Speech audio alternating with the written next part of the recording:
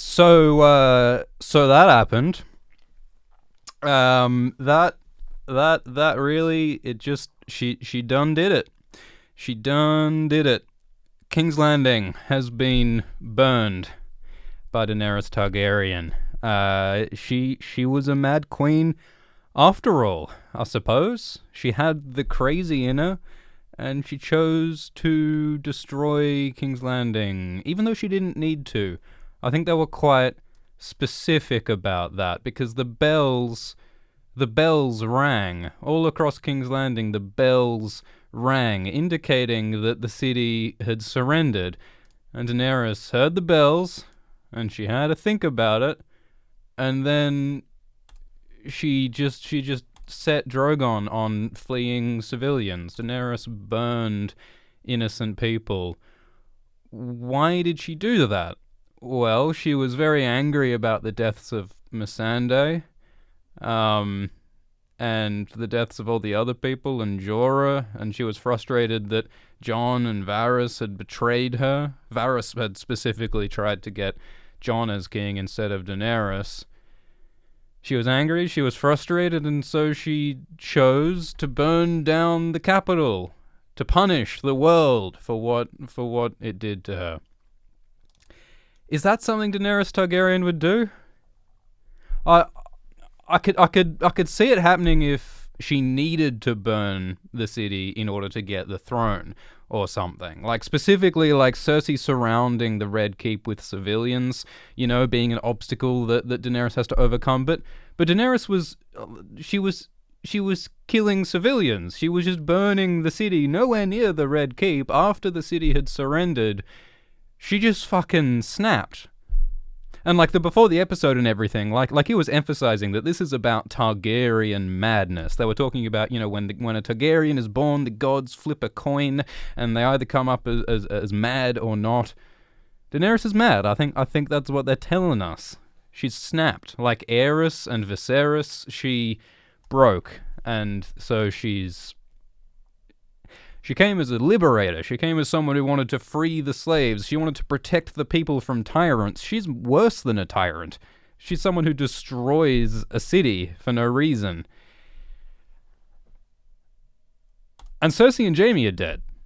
Cersei and Jaime Lannister. Jaime did not redeem himself. Jaime did not overcome his failures. Jaime did not face his evil half and confront it and overcome it. He died with her. He said that he and her are the only things that matter in the world. And he chose to be with the woman who I suppose is his true love. Jaime said that he wanted to die in the arms of the woman he loved. And I guess that was Cersei. Sorry, Brienne. Fuck you, Maid of Tarth. He wanted his sister after all. Arya had an interesting ending. Arya faced death. The pale horse is a symbol of death, and Arya rode it, which represents embracing death, except it was the opposite, wasn't it? Because she was riding out of the city on the pale horse. I think Arya was leaving death, because Arya chose not to kill Cersei, which I love. I'm really glad that Arya chose not to kill Cersei. Arya embraced life instead. We saw Arya with some civilians and trying to help them escape. This scene where Arya comes to these people and is saying, "Follow me, I'll get you out safely," and she fails to get them out safely. But this represents Arya choosing life, and I do like that. Arya chooses life instead of death. The Cleganes bold. We had Clegane Bowl. The Mountain and the Hound fought, and I was a bit confused at first, but in the sort of after the episode, that they were saying that this was meant to be the Hound using fire to kill his brother. Because what ends up happening is that the Hound can't beat the Mountain by conventional means, so he pushes him through a wall into the fires below. And so the Hound does use fire to kill the Mountain, which is what people were always predicting would happen. So that kind of makes sense, I suppose. All right, we'll respond to some super chats. I'm sorry if we don't answer every super chat, but we'll answer some now. We'll just occasionally do a bunch of them. All right, so Beep Boop says, "Oh heck, oh frick, we forgot how much Dany hates bells." Yeah, maybe that was it. Shit, that was just a trigger. Derek Robbins says, "You're wrong. She did it to rule in fear." Yeah, so there is a bit more to it. Like, Daenerys is not only acting out of anger. She had that scene on Dragonstone where she's like, okay, like, I need to use fear in order to rule. No one loves me, therefore I have to use fear. And I suppose that's why she burns the whole fucking city, is to demonstrate her power and to show this is what happens to people who defy me, and so you better all accept me as queen. I feel like there were different ways she could have approached that. I feel like she could have shown her strength and inspiring fear without, going ham on a million civilians, but there you go. 2 and 2 says, "What do you think of the news saying that George Martin has both books complete, but agreed to hold the release until the final season?" No, I don't think that's true. I don't think George has it in him to lie to all his fans. I think if those books were out, they would be on the shelves. And his publishers as well would be very keen. George is... And also that benefits no one. Like, I don't think it benefits the show to not have the books out. Yeah, I don't think that's true. Super chat from Sek, who says, "My thought of the whole burning, apart from the fear, is that she's the breaker of chains. The chains being the throne. Westeros not having a tyrant. Don't really know what you mean." Alex Os-H says, "What is the moral of this story?" Yeah, that's what I'm trying to work out here. What's the meaning of this? Like, what is Daenerys communicating? Like, is Daenerys communicating that, well, the only way to rule, the only, like mercy and all the niceness that she's, ethics that she's tried to represent, all of that is a failure, all of that means nothing, the only way to do it is through fear. And I'd like to think that Jon disagrees with that. Like, throughout this episode, we keep cutting to Jon. Jon didn't do anything this episode. Jon didn't accomplish anything. He just bore witness to Daenerys' destruction. And maybe he'll represent the alternative to Daenerys. He'll represent the sort of ruler who won't destroy a city, and therefore maybe Jon will be king. And Daenerys will be the obstacle to that. I liked how they had the wildfire going off in the city as well, because in the books at least there are these caches of wildfire all over the city that were put there by Aerys, and no one knows where they all are, so they couldn't all be removed. And so these wildfire caches inadvertently go off when Daenerys attacks and contribute to the city burning down, which is something that might happen in the books. But in the books, I imagine Daenerys will not deliberately kill the whole city unnecessarily. I think there'll be a more specific reason for that happening if that does happen. Victor Hugo says, "Do you think Jaqen was the woman?" I don't think Jaqen has a role in the show anymore. Tommy Carpenter says, "What's your thought on all the prophecies just getting thrown out the window?" Yeah, so we didn't have a Valancourt, did we? But of course, so in the books, there's a prophecy about Cersei being killed by her Valancourt, which means little brother. So a lot of people think that Jaime will kill Cersei, but they didn't mention the Valancourt in the show. So I guess this is why. That's fine. The Azor Ahai thing is sort of the big prophecy, and the Azor Ahai thing suggests that a hero will draw from the flame a burning sword, and they will drive back the darkness. And associated with that is the story of Nissa Nissa, who was Azor Ahai's wife, who he killed in order to get a sword that he saved the world with. And that didn't happen during the Long Night. But hey, that sure looks a lot like Jon Snow, doesn't it? That could be Daenerys. Jon killing Daenerys has been a theory for a long time. But the point was that would be a necessary sacrifice to win the Long Night. So I don't think that's likely to... I don't think Azor Ahai is likely to happen. Clubware says, "I blame Jon and Bran because if they hadn't been stupid and silent respectively, none of this would have happened." Well, Jon... I don't think Jon could have expected that Daenerys was going to burn down the city. I mean, he could tell... I mean, you could argue that it's all Jon's fault because he kind of rejected her in this earlier scene. So he had Jon approach Daenerys, and Daenerys was complaining about everyone betraying them, and she's saying, "I only have fear." So she is sort of telegraphing that she's going to do something terrible. And then she says, is queen all I am to you, as in like, don't you love me as a person? And Jon doesn't reciprocate when she kisses him. And so it seems like Jon is finding himself unable to love someone who is being a bit scary and who also happens to be his aunt. And because of that rejection, or after that rejection, Daenerys says, let it be fierce. So maybe Jon's rejection of Daenerys here is part of what motivates her to burn the capital to the ground. Which I can't shake the feeling that seems disproportionate, but there you go. JH says, what if the prequels are an elaborate plot for the GOT production companies being able to still be active in Belfast? Yeah, JH is hoping that we're going to jump right into the prequels. The prequels will be interesting. There's several of them in production. One of them about the Long Night, which maybe that's the show where we find out things about the White Walkers. Mungo Sim reckons that maybe the Valancourt refers to Daenerys, so maybe like Daenerys the Valancourt kills Cersei, but I think they very deliberately excluded the Valancourt prophecy from the show, so I don't think they're really into that. So Euron was interesting. Halfway through the episode, Jaime was trying to get to the Red Keep, and Euron Greyjoy had washed up from the destruction of the Iron Fleet, rising from the water like a good kraken, like a Greyjoy. What is dead can never die.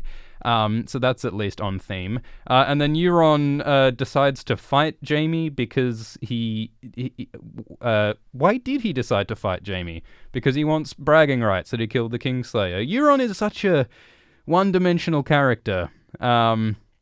But he decides to attack Jaime. I don't really see why this was necessary. I don't really see what this scene was for. Like Euron, like Jaime kills Euron, but Euron wounds Jaime, and so Euron says like, "Oh, I got you. I'm the man who killed the Kingslayer." So Jaime was dying anyway, and so part of the reason, I suppose, why Jaime was willing to go and die with Cersei was because Jaime was dying anyway. But that only just sort of undercuts the drama of him dying with Cersei, right? Like, he was gonna die either way, so does that make it less meaningful that he chose to die with Cersei instead of, like, maybe doing something that furthers their lives? I don't know. By the way, I did like the death of Qyburn. So Qyburn was here with Cersei when the Hound approached, and the Mountain refused to obey Cersei and Qyburn's commands. So the Frankenstein's monster got loose from Dr. Frankenstein's control, and then the monster killed Qyburn. So that's a very sort of appropriate Frankensteinian thing of the monster turning on its creator. SSPG says, thanks for your content. I was intrigued by how, despite Arya's character being used for killing, Arya was traumatized by the sight of war and seeing innocent people get slaughtered. Yeah, no, I think Arya is maybe my favorite arc from this episode, because like Arya's whole arc has been about like turning to death and turning to vengeance and violence as a way of dealing with her loss and trauma. But here she sees death. Like this episode, so much of this episode was devoted to showing the horror and the brutality of death and violence. And Arya manages to see death and violence in a new light, and she rejects it. And this wonderful scene between her and the Hound, or should I say Sandor. The Hound's real name is Sandor Clegane, and for I think the first time, Arya calls the Hound Sandor, which is so beautiful. That's a way of humanizing the Hound. It's a bit like in Season 3, when Jaime and Brienne are in the bath, and Jaime falls in the bath, and Brienne says, "The Kingslayer, he needs help, the Kingslayer," and then Jaime replies, "Jaime. I'm Jaime. My name is Jaime." Can't find that shot quick enough. But this is similar. This is a humanizing moment. And what the Hound is saying is that, like, do you want to be like me? Like, I've been consumed by violence. I've been consumed by vengeance. And it is not a good life. Don't go down the road I went. And so I takes his advice, and she realizes that, well, thank you. Like, I don't need to be like you. I don't need to be consumed by death and violence. And so she leaves it. And I think that's a perfect end to Arya's arc. I would be quite happy if we never saw Arya again. I'd be really happy if we never saw Arya again. She does appear in the next episode preview thing, though, so I don't know what role she could possibly have next episode, but I thought her arc was good this episode. Thank you, Veritas. Hardgrease says that Rhaegal was not killed to balance the forces, but to save CGI. Yeah, what was the point of Rhaegal dying if Daenerys was just going to win and burn the city anyway? What's going to happen to Drogon? Like, a lot of people assumed that all the dragons would be dead at the end of the story, because, like, there's this whole fire versus ice magical witsu happening about, you know, the White Walkers represent ice magic, the dragons represent fire magic, and both of them are destructive. And so a lot of people saw that, like, the only way that this series could end is with both of those destructive forces dying, cancelling each other out, ending, and then maybe that would restore some kind of balance to this funky friggin' world that has, you know, the irregular seasons and 10-year winters and stuff. Because George Martin has hinted that the end of the books will bring some kind of answer or some resolution to the uneven seasons. So a lot of people thought that the series would end, the dragons would be dead, the White Walkers would be dead, and the seasons would become regular and chill again. They haven't really addressed the seasons in season 8. Like, the White Walkers died, and then winter is still coming, but, like, is it the same? I don't know. Taihee Lee says, would Arya kill Dany? Yeah, maybe that's what Arya's role is going to be, but, like, Arya just turned away from death, and, like, yeah, maybe it would be a righteous or necessary thing to kill Daenerys after her war crimes, but I don't know if Arya's the one to do it. Jon is the one who loves Daenerys and who has the whole Azor Ahai thing, and even though, like, they've kind of lost the point of the Azor Ahai thing, now that the White Walkers are dead, I could see Jon being the one to kill Daenerys. John Schmidt, Nerdbane says, everybody betray me, I'm fed up with this. Well, yeah, that's basically what Daenerys did. Thank you, Matthew Hedge. Alright, so should we go through this chronologically? We'll dip in and do super chats every now and then, but let's see what else there is to look at. So the episode opens with Varys writing letters saying that Jon is the rightful king. So this is Varys' betrayal of Daenerys. This is Varys deciding that Jon is a better king. And again, like, I don't really buy that Varys turns on Daenerys so suddenly, because, like, Daenerys didn't really do anything wrong this season, like, at all, until now. Like, Daenerys was indicating that, you know, hey, I kind of want to attack King's Landing, which is a pretty reasonable thing for her to think at that time. But Varys lost faith in her, and Tyrion started losing faith in her, and Jon started losing faith in her, and yeah. But Varys dies, and Varys dies almost exactly how Otach Altanos predicted it. There was this wonderful artwork that Otach did. Let me pull that up. Here it is. This is the artwork. Isn't that, like, exactly like what happened? It was on the beach of Dragonstone with Tyrion and Varys and Daenerys. Jon isn't there, but fucking Otach Altanos did it again. Go and check out his artwork, Otach Altanos. He does good stuff. So Varys did the betrayal and he burned for it, and, you know, he was nobly sacrificing himself for what he thought was the good of the realm, which is, you know, the sort of thing he'd do. And I guess, you know, for his arc in the show, that makes enough sense. And Tyrion has to farewell Varys, who's like his best friend. Maybe this will be a catalyst for Varys to turn against, for Tyrion to turn more against Daenerys next episode, given that Daenerys killed her friend, Drogon. Lazy Schnitzel says, how come the Stark men started killing civilians? Yeah, so the battle started with, like, the Golden Company resisting, and then they broke through the Golden Company, and then they faced off with some Lannister soldiers, and it became very apparent that the Lannisters weren't going to win, because Daenerys' dragon was overwhelmingly strong, and so the Lannister soldiers dropped their swords, they surrendered, and everything was going so well for a moment. But then Daenerys started burning civilians, and so shit got heated, and Grey Worm killed a Lannister soldier with his spear, because, I don't know, the hackles were sort of rising. It didn't really seem very necessary for Grey Worm to kill that person, but Grey Worm, I suppose, is very angry about the death of Missandei, and like Daenerys, he sort of wants to punish the world for the death of his love. And so shit got real, and the soldiers kind of do what soldiers do. Like, there's lots of lines in the books about, you know, once you sort of got the blood on you, once you started killing people, it's kind of hard to stop. Men turn into beasts in war.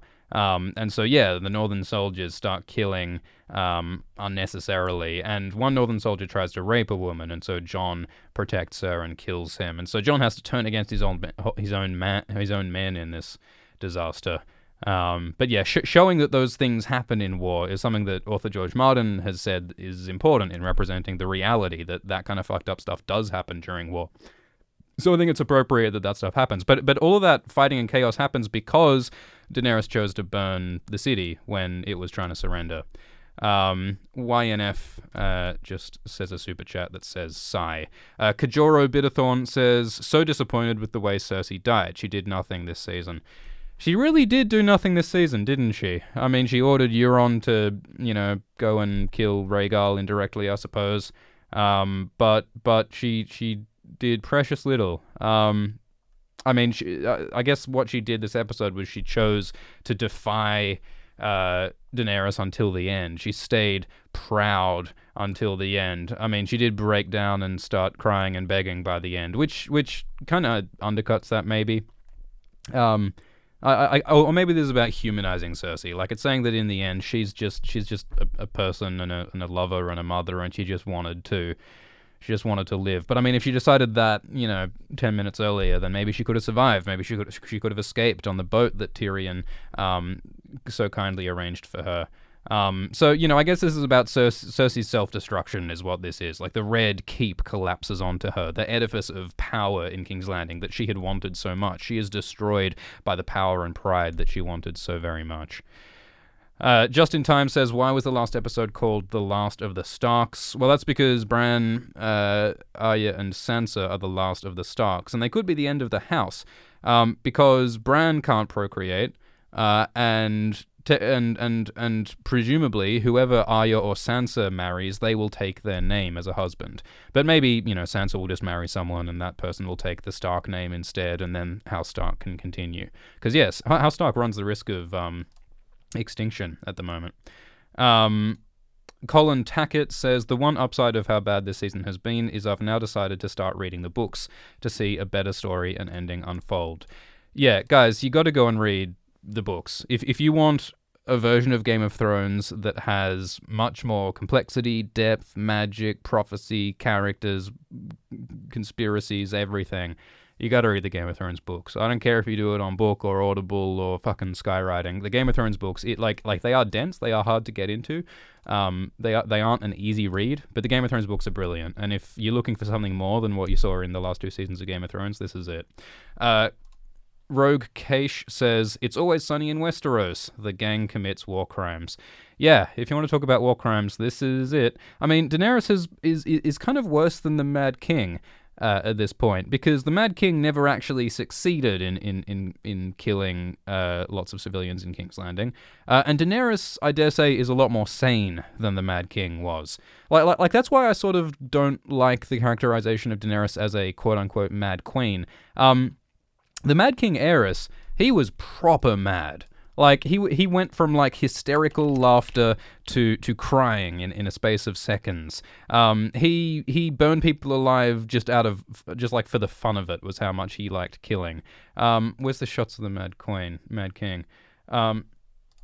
Aerys Targaryen. The Mad King was insane. He didn't, like, wash towards the end. He let his fingernails grow into these long, twisted talons. They didn't really represent that in this shot, but in the books, he was, like, super crazy. Totally delusional, totally paranoid. He saw foes everywhere. And, kind of the irony is that his paranoia is what led to people plotting against him. Like, he actually did have people plotting against him by the end, including his own son. But Daenerys is not this. Daenerys is not mad like the Mad King was mad. She is at least last time we saw her, she was a lot more rational. She had a lot of good reasons for what she was doing.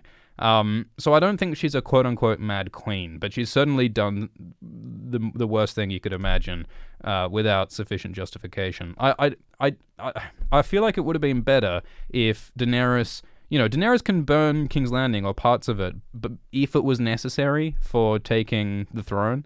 But it was not necessary for Daenerys to burn King's Landing, like, nowhere near the Red Keep. Like, she was just systematically destroying the city and killing civilians. Like, there are these shots. Like, Daenerys has just carved up the part of King's Landing that is furthest from the Red Keep. That was not at all necessary for taking the throne.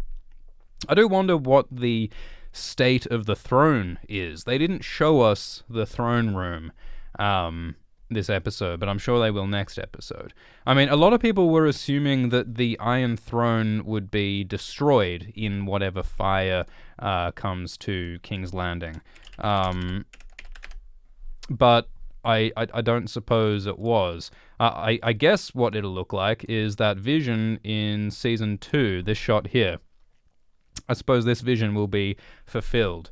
In that shot, we had Daenerys walk up to the Iron Throne, reach for it, but ultimately walk away. And I don't anticipate that's what's going to happen in the end. I don't think Daenerys is going to willingly give up the Iron Throne. She's just gone full Targaryen and burned everything in her desperation for the throne and in her fury and in her self-righteousness. I don't think she's going to be peacefully giving up the throne anytime soon. So this sort of symbolism doesn't necessarily come into it, but you know, maybe we're going to get this shot of Daenerys, and you know, this everyone thought it was snow. All right, so you see this stuff falling down, raining down on the Iron Throne, this white powdery stuff. So it's either snow or ash, right? And the script of this episode, which was published or leaked or something, of the Season 2, Episode 10 episode, it says snow. It calls this stuff snow. It says there's snow on the Iron Throne, as in Jon Snow on the Iron Throne, get it? But I suppose it's ash, because we saw all this white powdery ash raining down this episode, so I suppose that's happening. Thanks for the super chat, Vala Morgulis, who says, "Love your vids, alt. Please explain to me why they contradict these characters' arc. Arya and Tyrion have seen death at the north, Arya's own people dying. Why is it okay for other people to die, but as soon as they go to King's Landing?" Yeah, so we have seen lots of wars, and we have seen lots of death this season, and that's why it's so weird and unreasonable that everyone's been saying, "Hey, Daenerys, you have to take the throne without killing anyone." In the last Old Shift X Explains video, we talked about how like it's not really fair to expect Daenerys to take King's Landing without death. I mean, there's a difference between the death of soldiers in war and the death of civilians. And what Daenerys did by burning, like systematically going through and just eliminating as many civilians and as much of the city as she could, I mean, that is something else. That is a deliberate war crime atrocity that wasn't necessary for war. These were non-combatants who were hiding and fleeing, and she went after them. So that is something different. From the perspective of Arya, seeing all of that, I can see why that would change her opinion of death, because she hasn't been in a battle before. She's like killed individual people. She's never seen the mass death of civilians. So yeah. Michael says, "What are your opinions on the notion that Tyrion could be a kingslayer like his late brother?" Well, which king could Tyrion slay? I mean, Jon Snow is a king. Euron Greyjoy was a king. There aren't really any other kings around for Tyrion to slay, are there? I mean, maybe you could say that Tyrion was partly responsible for Jaime's death by supporting Daenerys, so I guess, but I don't think anyone will call Tyrion Kingslayer. The Road Rage says, "If Jon and Tyrion kill Daenerys, how will they deal with Drogon?" That's a very good question. That'll be the main obstacle. Anyone who wants to kill Daenerys for her crimes and to make Jon king is going to have to talk to Drogon. Arya wouldn't do it. I mean, Arya's probably the best qualified to pull off some crazy kill like that. How do you kill a dragon? I mean, you can put a scorpion bolt in its eye, but they burned all of Qyburn's scorpions. There was a really interesting thing in the books about, there's a vision that Bran has of a pale-faced youth in the Winterfell Godswood breaking off twigs from the weirwood in the Godswood and shaping them into arrows. And a lot of people suspect that might have been Brandon Snow, a Stark bastard from 300 years ago, who came up against Aegon the Conqueror, the first Targaryen who took over Westeros. And people theorize that kid was making arrows to kill Aegon Targaryen's dragons, because Brandon Snow offered to go and kill Aegon's dragons. So it's possible that like a weirwood arrow has some special magical potency in killing dragons. So maybe that's one method that they could kill Drogon with. I doubt they'll do it because there hasn't been any foreshadowing of that sort of thing. But yeah, maybe some kind of magic. I mean, Jon as a Targaryen has dragon blood in him, so maybe he has the whatever connection with Drogon that would be enough. Tyrion has shown some kind of bond with the dragons before, so yeah. But I think Drogon has to die because he represents the destructive magical power that pulled off that death before. So yeah. Don Peak says the Unsullied and Dothraki are foreign invaders, and thousands of people died because of it. I think they died because of Daenerys Targaryen. But Don Peak talks about Donald Trump and walls and things. That was one of the interesting parts of the episode, is that we saw the Dothraki riding down innocent civilians. Arya was trying to get some people out of the city, but the Dothraki were riding through and just fleeing innocent people. Yeah, in this shot here, the Dothraki are just riding people down. And that is an issue that, like, the earlier seasons raised. Like, we had this episode in season 1 where the Dothraki raided a Lazarene village, and they killed and they raped and they raided, because that's how Dothraki do's. That's their practice of war. And in the books, there's this sort of big question of, like, well, what do you think it's going to look like when you bring these people to Westeros?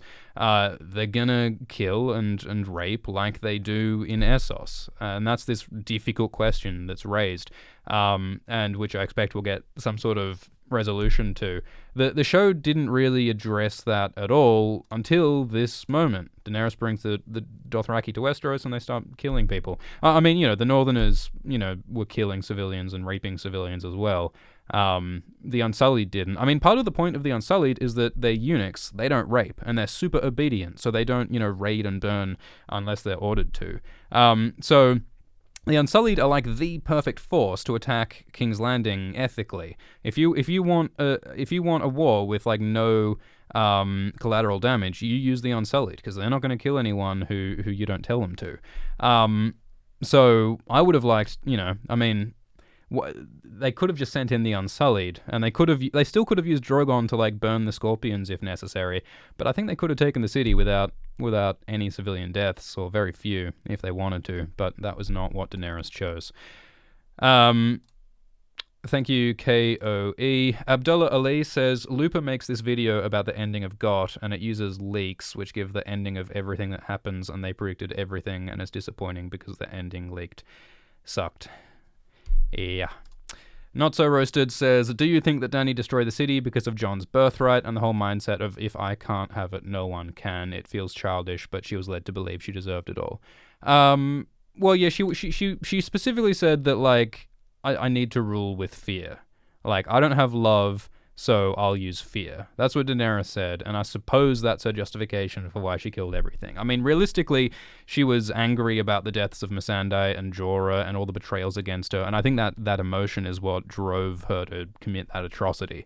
But her justification, yeah, I suppose, is I'm demonstrating my strength, I'm showing what happens to people who defy me, even though those civilians didn't know who the Dragon Queen was. Joe says, why even bother trying to give the characters proper motivations? Total character arcs were destroyed tonight. We don't need to be hyperbolic. Like it's fun to jump on the hype train of hate, but I don't think that's true. I mean, Daenerys' turn is not what I would have written. But Arya's arc made a lot of sense this episode. Jaime and Cersei made sense. Like, it's not inconceivable that Jaime would ultimately be unable to become a better man, would ultimately fail to redeem himself. Like, that's a character arc that makes sense, and whether that's a character arc that you like is subjective, but I don't think that's inconceivable or incompatible with his character for him to have chosen to do that.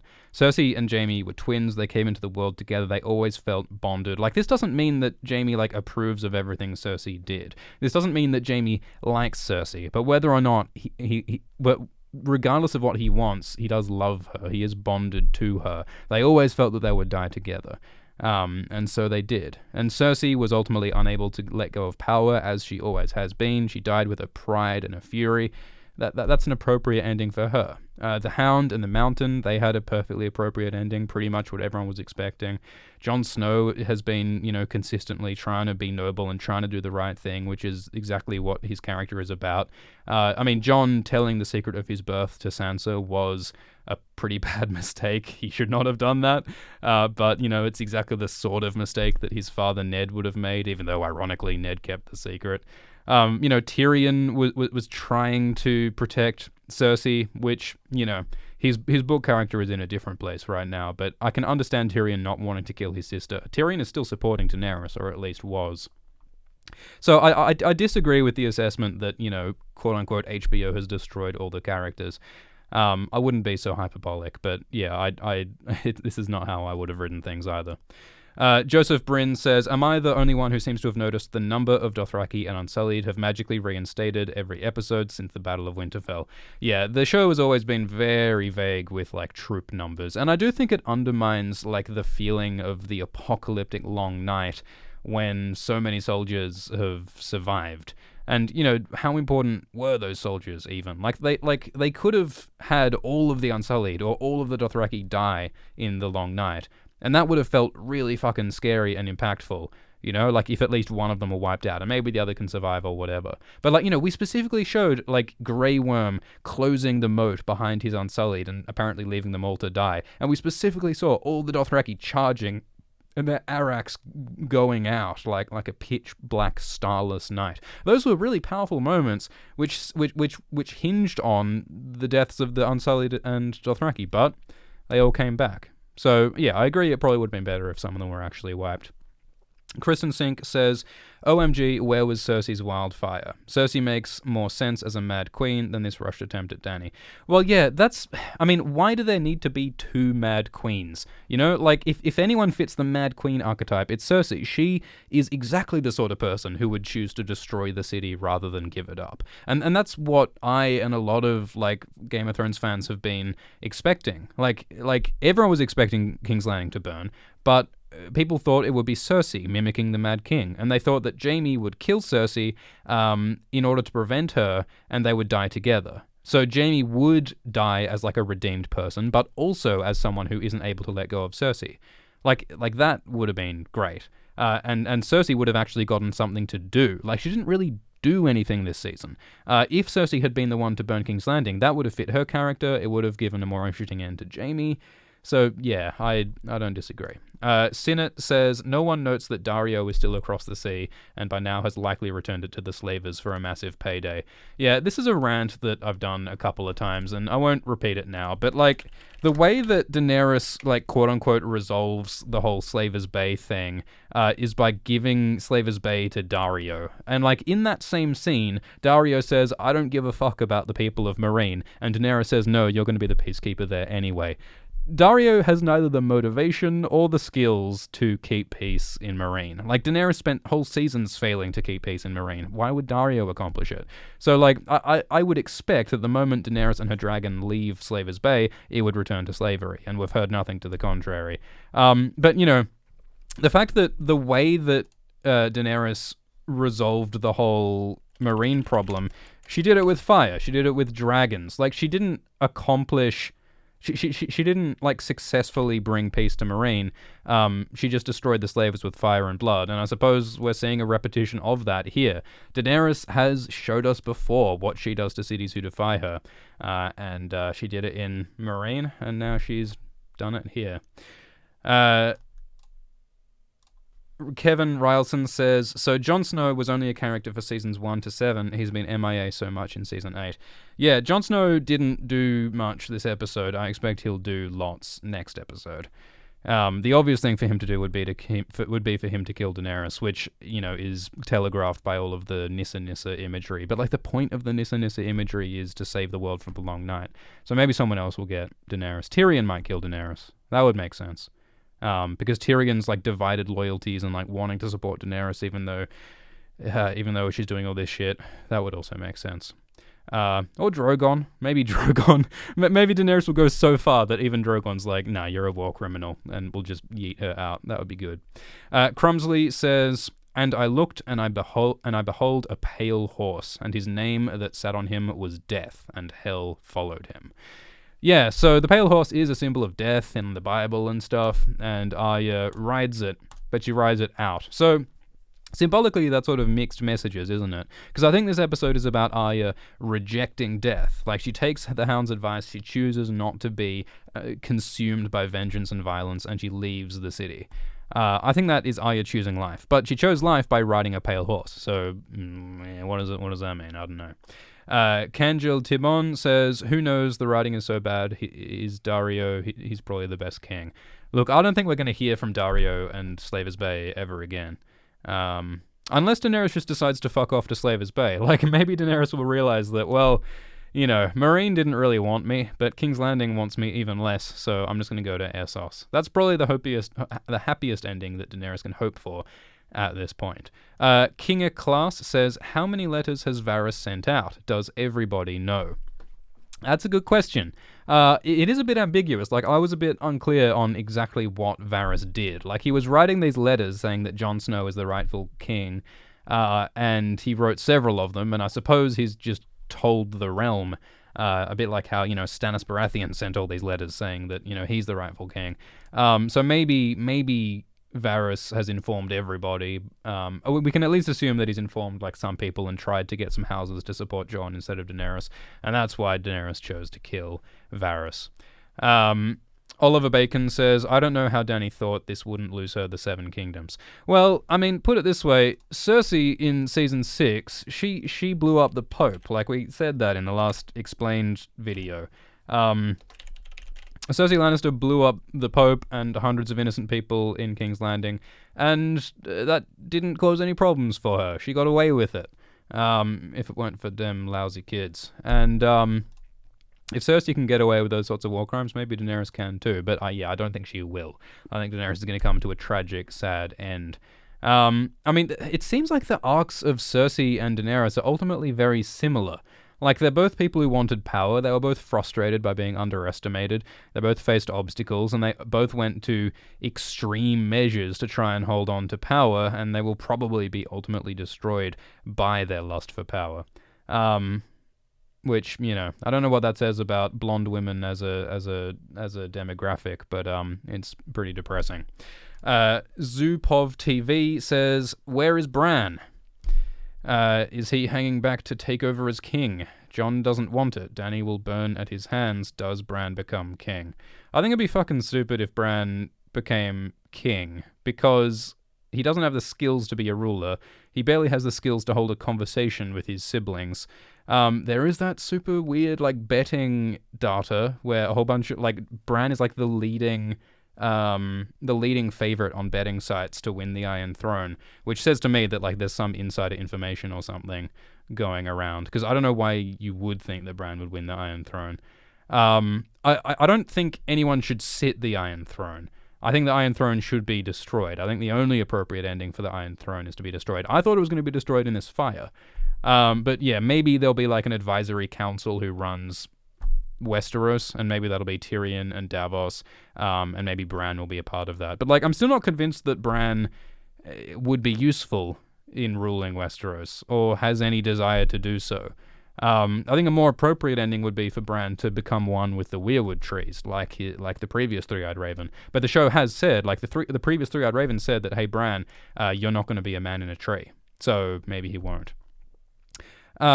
James said, "Was I supposed to be thinking that Cersei was the one who ordered the bells to ring? Who surrendered the city?" Yeah, good question. So I don't think Cersei ordered the bells to be rung. We didn't see her make that order. I think the bells rang just from a bunch of people in the city, like random soldiers. Whoever ran the bell decided that surrendering would be a really good idea. But how did they get the information that Tyrion had that the bells ringing is a signal of surrender? How did those randos get that information?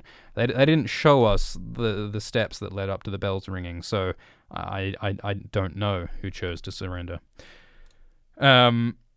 Sewer1 says, "Do you think the firing of the HBO CEO after the AT&T acquisition affect the show and its quality, or are D&D the only ones to blame?" I don't know what the internal politics of HBO is. I mean, that acquisition was pretty recent. I don't know if that would change the content of this season of Game of Thrones. I don't know. Tizzy says, do you think we should ever see a sequel like Arya in Essos? Well, there are prequels being made, but there are no sequels being made at this time. I mean, I struggle to imagine a Game of Thrones story not written by George Martin. It would be very, very different to what we're seeing now. I mean, even though the show has gone so far beyond the books, it's all founded in George Martin's characters and worlds and style and themes. They have gone pretty far off the reservation, but that's still the core of it.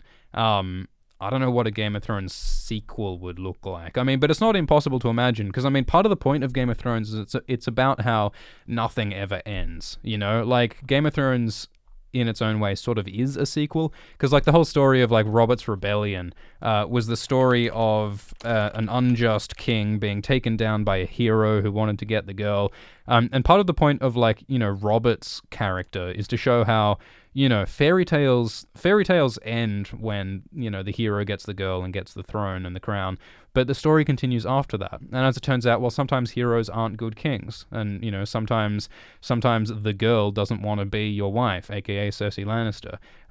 So, you know, Game of Thrones is about this sort of generational repetition of human conflict, which they could continue into a sequel. But I just think George Martin would have to write it for it to sort of be Game of Thrones. Visionary says, if dragons are a metaphor for nuclear weapons, this episode was amazingly and horrifically drove that point.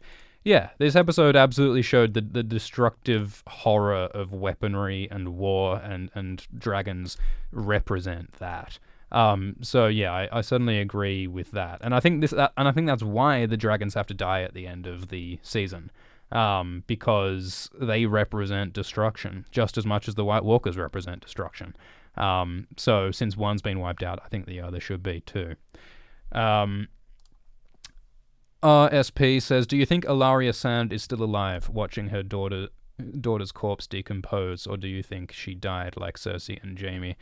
Yeah, well, we saw the basement of the Red Keep collapsing, which suggests to me that the Red Keep is Dunyan's, but the Iron Throne still has to be intact, because they didn't show the Iron Throne being destroyed.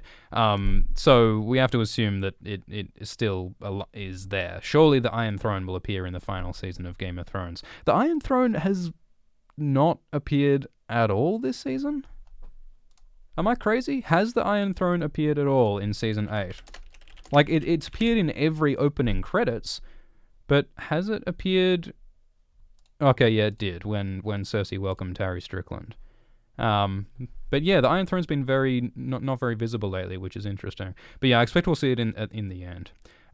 Specifically with Ilaria Sand though, like I don't think it's impossible that we'll see Ilaria Sand again. Well, no, I think it is unlikely that we will, because like we were told the other episode that there's a new Prince of Dawn. And the only reason I would see for taking Ilaria back would be, you know, just as a recognizable face to represent the future of Dawn. And, you know, the reason I thought it was possible that Ilaria might still be alive is because Cersei was very specific, saying that I'm going to keep you alive, and I'll make you watch your daughter Tyene rot away into dust, and that'll take years, and I'm going to keep you alive for those years. Like, she specifically says, I'll force feed you, I'll do whatever's necessary to keep you alive. So Ilaria could still be alive, at least until the collapse of the basement. Kristen Sink says, do you think that we will truly never see Tyrion's cleverness winning out in the end? Yeah, so Tyrion has not achieved much in the last 3 seasons. Tyrion failed to bring peace in Meereen. Tyrion's war plans got everyone killed in Season 7. His plans with like shipping everyone around and taking Casterly Rock, that all was a disaster.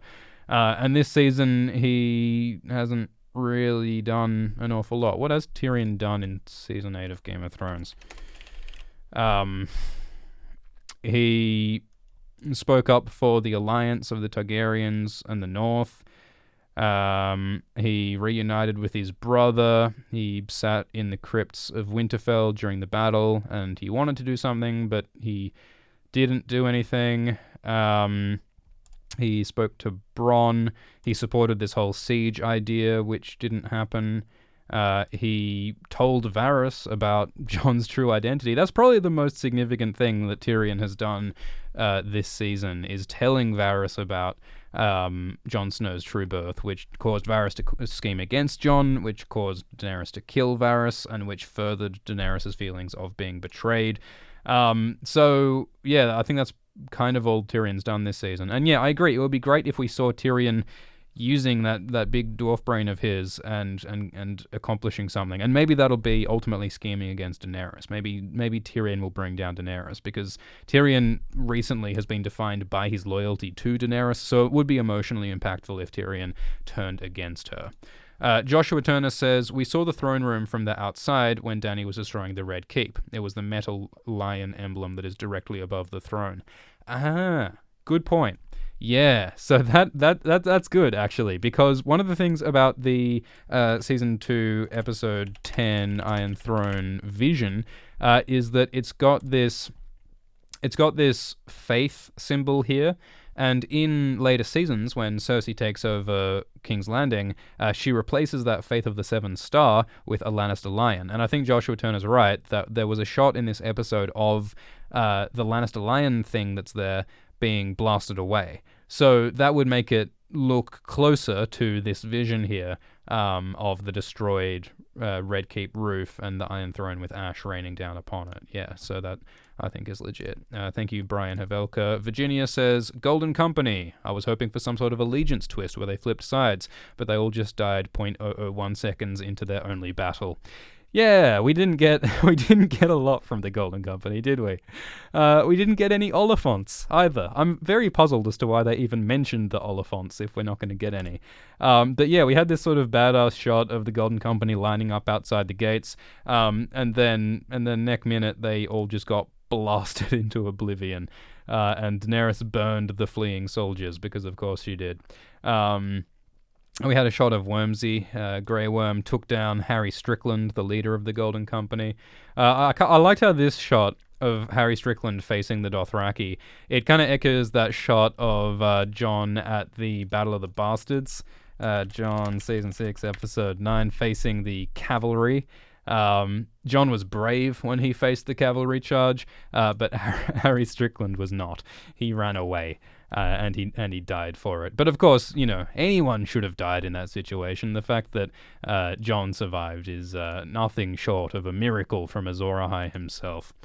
Thank you, Dimitri, who says, Euron binding a dragon would be a better metaphor for nukes. The Night King takes one, then he does. When someone gets a nuke, everyone gets them, and people die.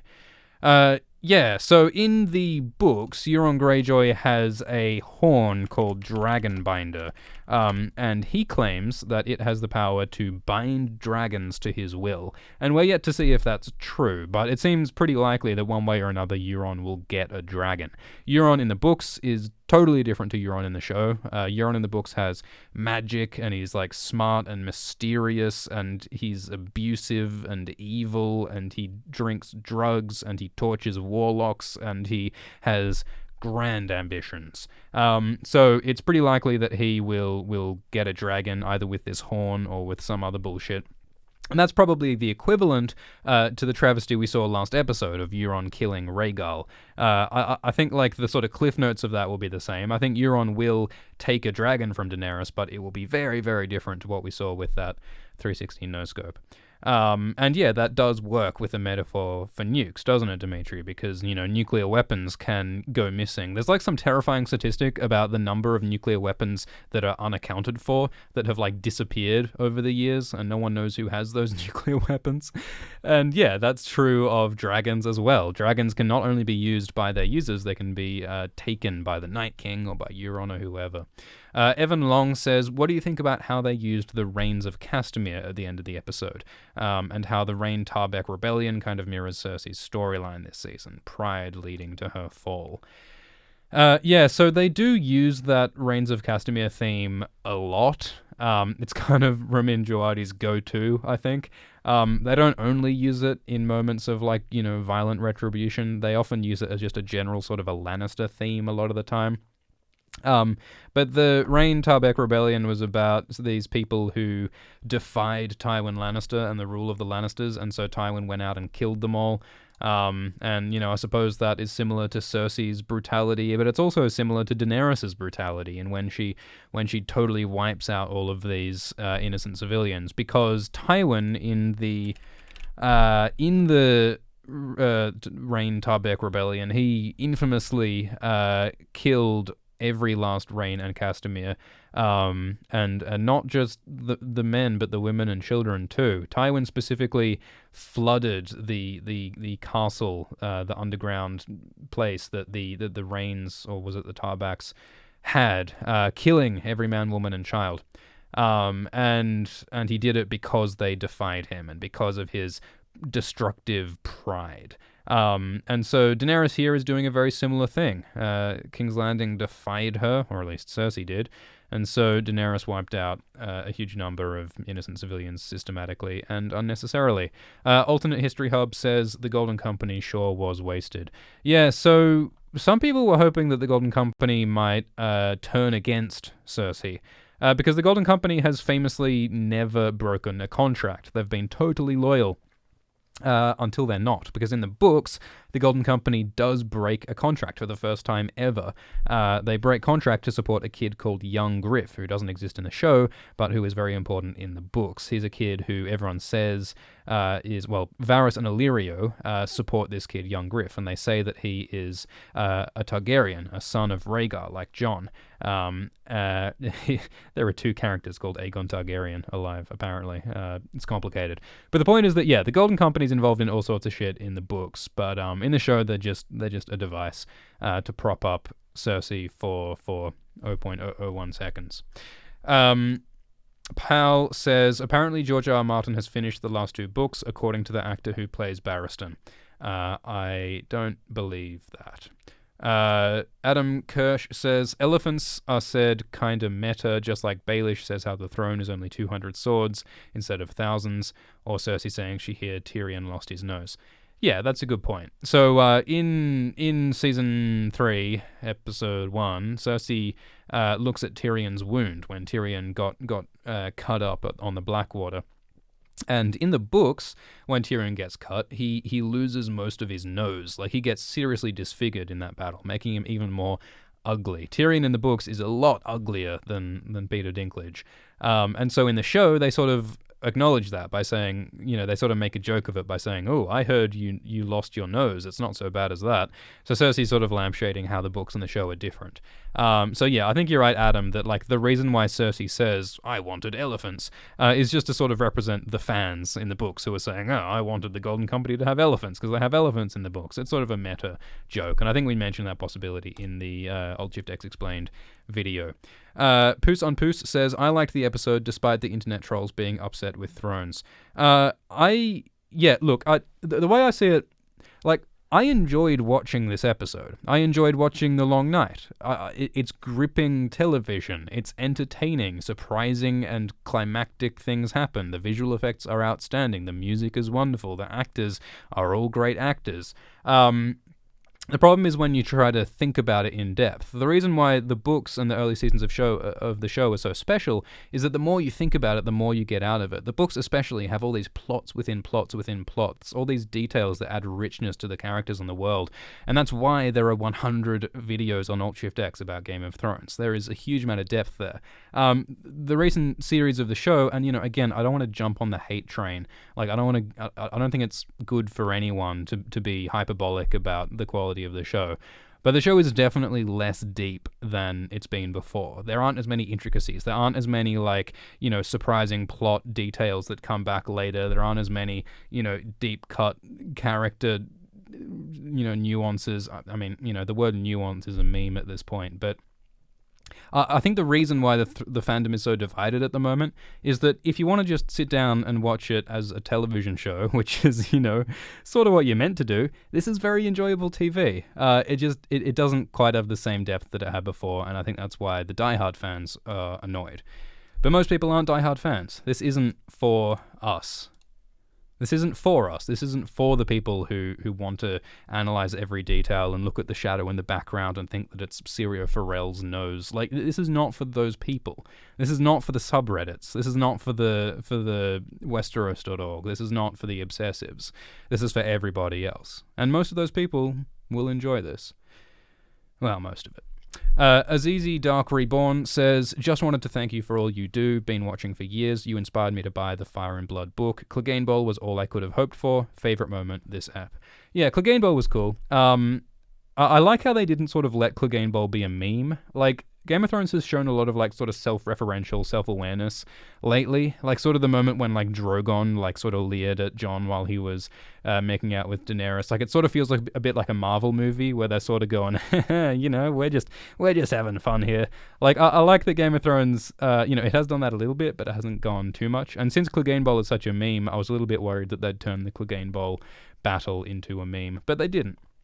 And yeah, I agree that was good. I think my favorite part was Arya. I think that Arya finally turning away from death was exactly what her character has been desperately needing for so long. And you know, actually, I think my favorite moment of that arc was when Arya was helping civilians escape.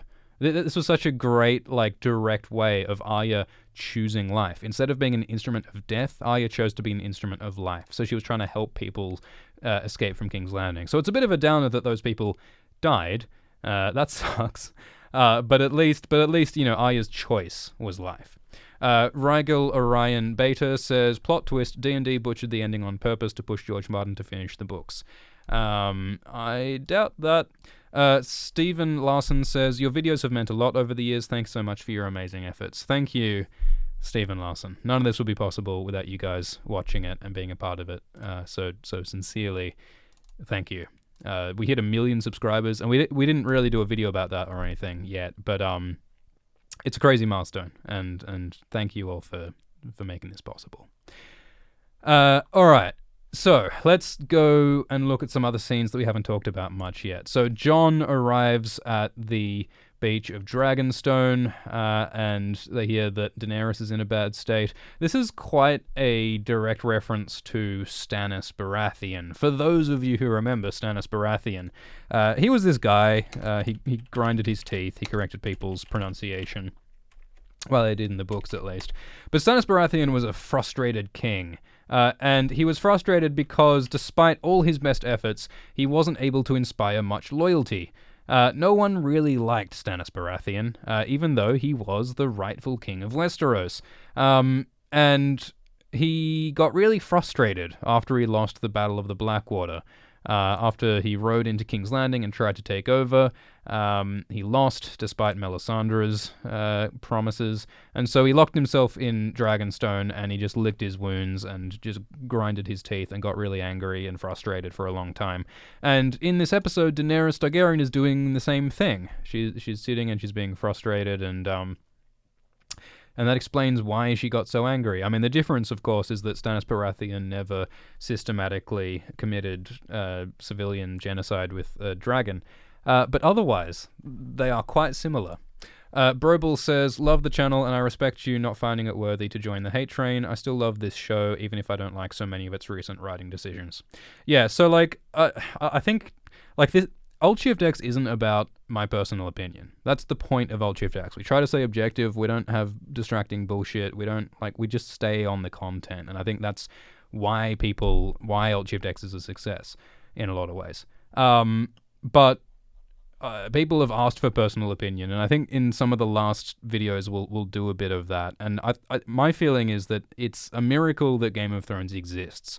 It's a miracle that this, like, obscure, dorky, medieval fantasy book series by the dorkiest man in the world, George Martin, it is a miracle that became the most popular thing in pop culture. It is crazy. George Martin wrote the Game of Thrones books specifically in the mind of, like, this is unadaptable, this is unfilmable. George Martin for many years worked in, like, TV, writing for, like, Beauty and the Beast and all these daggy shows, and he was always frustrated by the limitations, the budget limitations, the plot limitations. He couldn't have graphic violence and sex. He couldn't have war crimes. He couldn't explore all these deep themes. He couldn't have giant, long, super mega story arcs.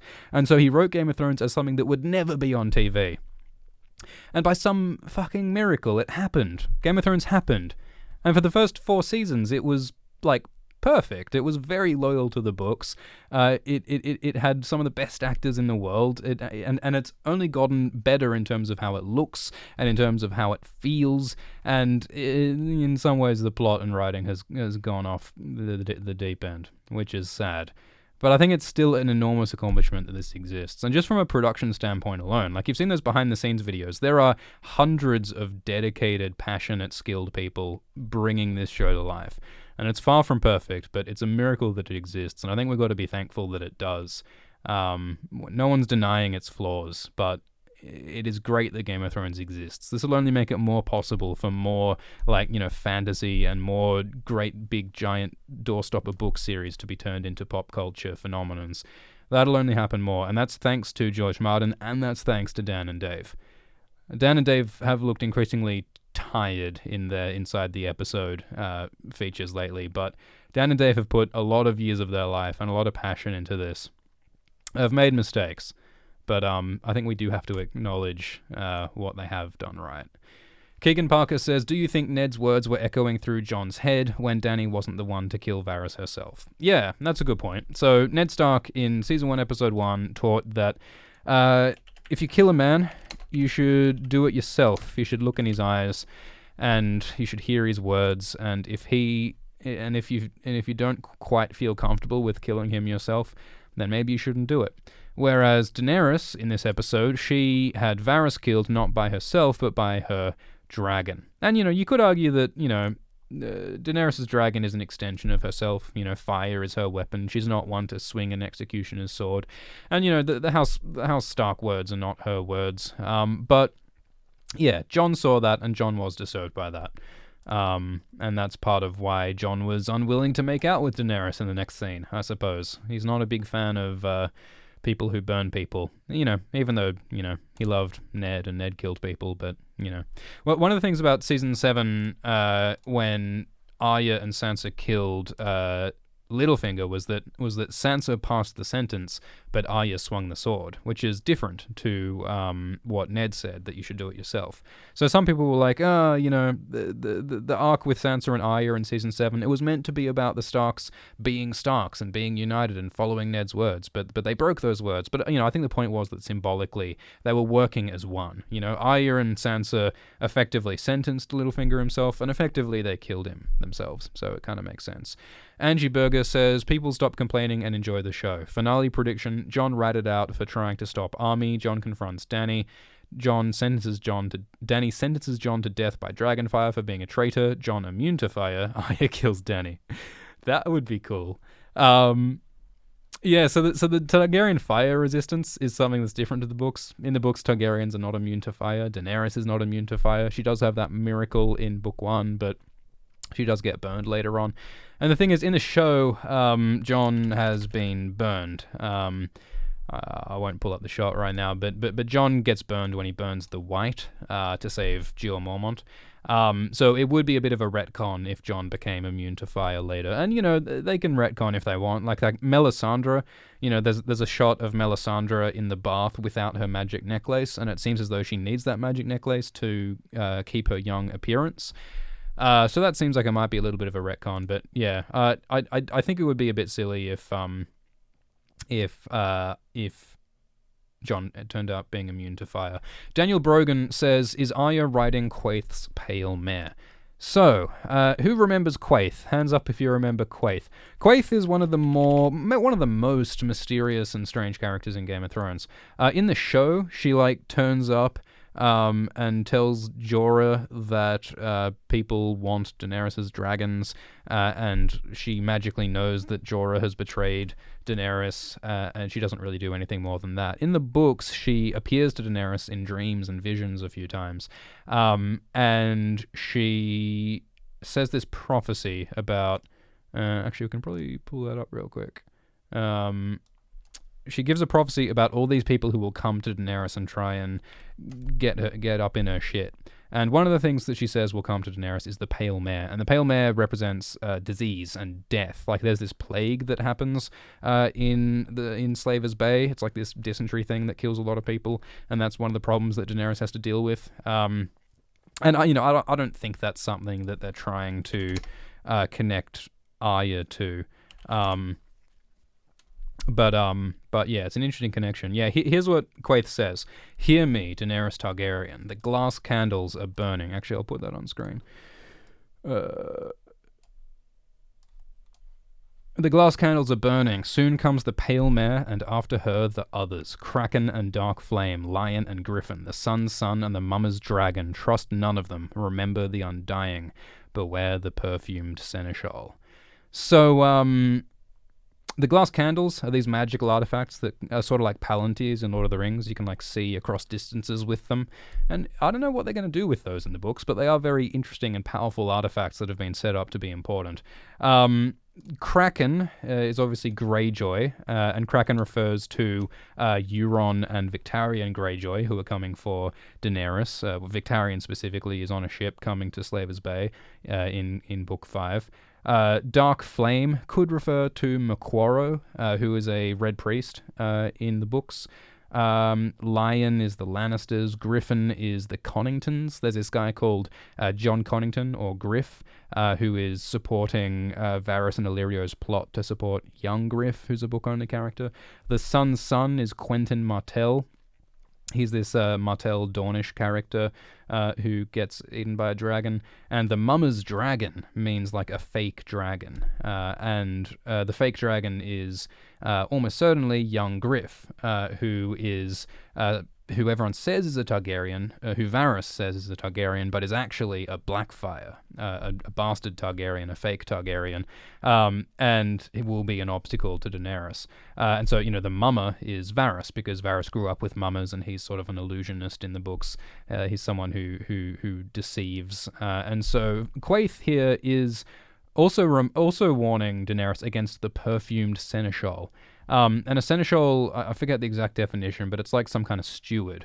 And Varys is perfumed in the books. He always smells of lavender, and he's got this sort of effeminate vibe going on that he doesn't quite have in the show. But the perfumed Seneschal, like, there's a whole bunch of different things that can connect to. Like, there's a ship called the Stinky Steward and stuff. There's all these different connections and possibilities. Like, the books are intricate, yo. But this warning, beware the perfumed Seneschal, I think that definitely connects to Varys' betrayal of Daenerys in this episode. The Stinky Steward, he done did it. He betrayed Daenerys, and I think that is what Quaithe is warning Daenerys against in the books, because I think, like in the show, Varys will betray Daenerys, but he's not just going to support...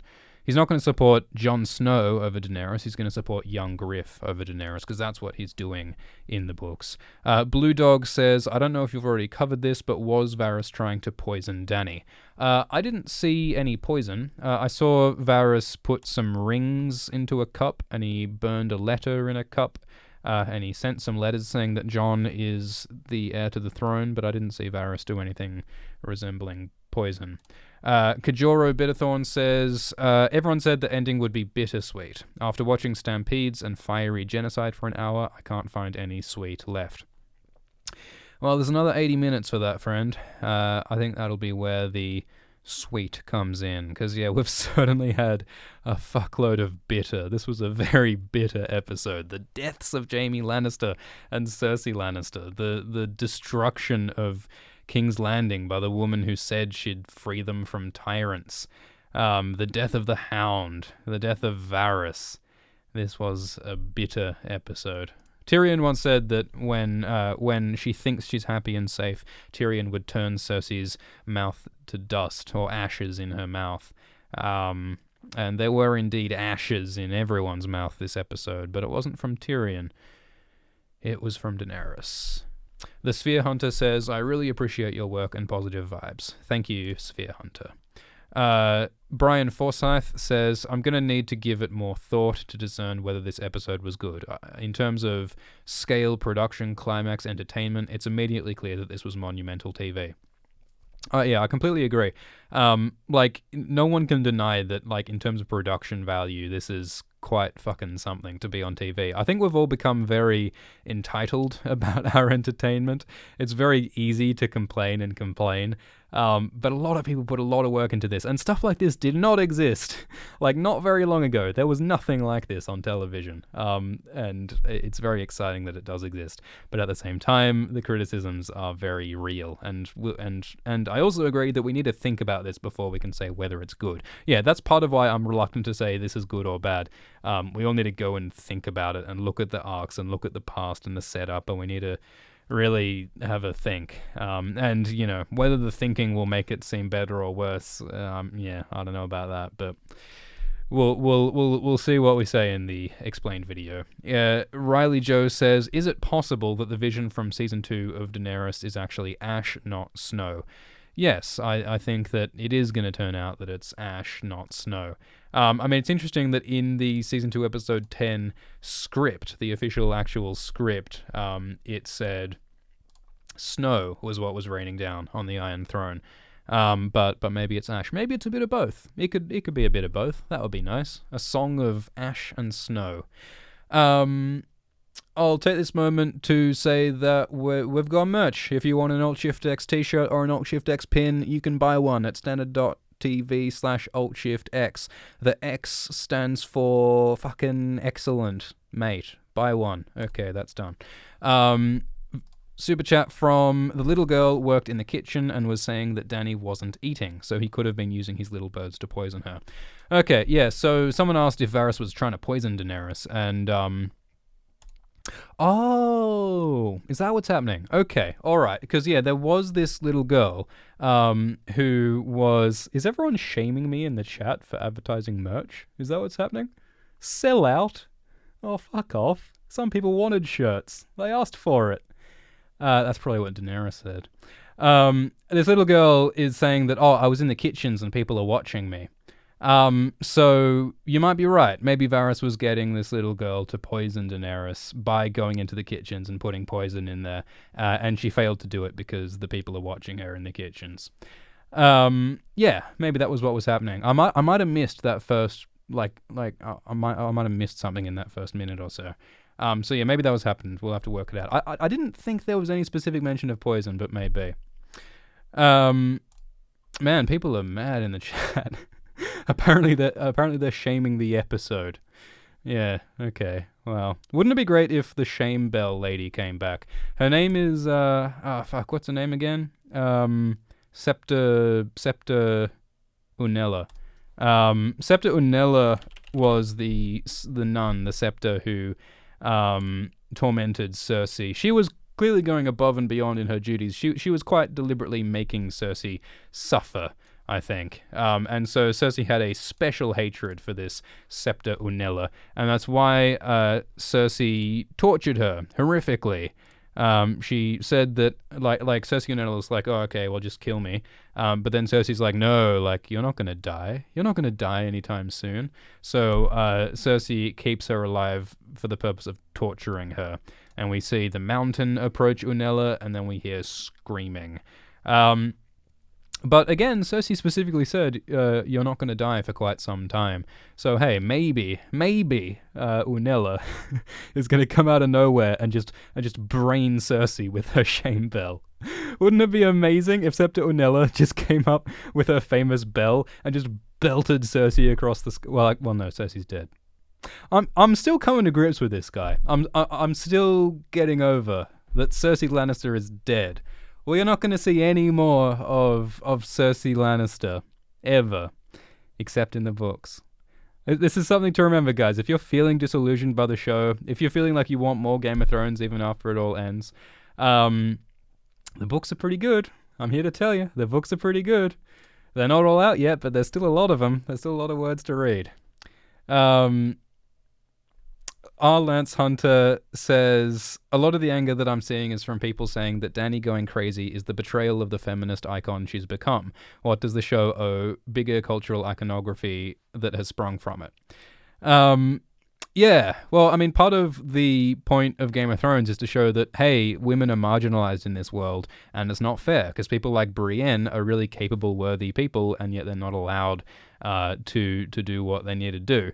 And Cersei represents to show how women are mistreated. Cersei's a horrible person, but a lot of her grievances are very real. She was married against her will to a guy who raped her and beat her, and that's not cool. And it does suck that this powerful woman, Daenerys, who overcome all these obstacles, ultimately turned out to be crazy and failed. That does seem to undercut the whole sort of idea of, hey, maybe women are all right. It's kind of a downer that, like, in season 7 there were lots of powerful women, and now almost all of them are dead or failed or crazy. So yeah, that's not for Alt Shift X to say, but I'm sure there'll be many, many, many think pieces about what this means culturally, and I'm sure many people will be very upset with it, and I'm sure that everyone on the internet will be very reasonable and fair-headed and compassionate and empathetic and decent about the entire issue. Jehonathan Guzman says, will we ever learn what Varys heard in the flames? Yeah, so there was a moment when Varys faced Kinvara, the Red Priestess, and Kinvara talked about the time that Varys got his balls cut off. Varys had his balls cut off by a wizard in Lys, or was it Myr? It was somewhere. And the wizard put Varys's balls into a fire, and then out of the ball fire came a mystical voice, and Varys was disturbed by the whole ordeal, which probably goes without saying. But Kinvara says, you heard a voice call out from the flames. Do you remember what they said? Would you like me to tell you what they said? She said something like that. And so a lot of people have been asking, whoa, what is the super important secret that the voice said? Did the voice reveal R plus L equals J? I don't think we're ever going to learn what the voice said, and I don't think what the voice said is important necessarily. Like, the purpose of Kinvara saying that, I think, was to show that Kinvara has power and to freak out Varys, and to sort of further this whole sort of conflict between, like, magic and reason, which, by the way, was, like, what made Lost Season 1, 2, and 3 so interesting. I think that was the purpose of the voice in the Flames reference here, and I don't think we're ever going to know what it said. I mean, maybe the books are different, but the books haven't really talked about that in that way, I don't think. Owen McDonnell says, why didn't Tyrion or Arya or Varys or Sansa ploy their many secret ways into the Red Keep? Yeah, so, I mean, you can probably call it a plot hole, maybe, that the goal for so much of this season was to kill Cersei.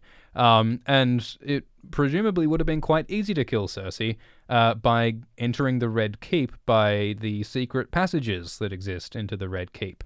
Arya has used those secret passages in Season 1 to leave the Red Keep. Varys knows those secret passages better than anyone.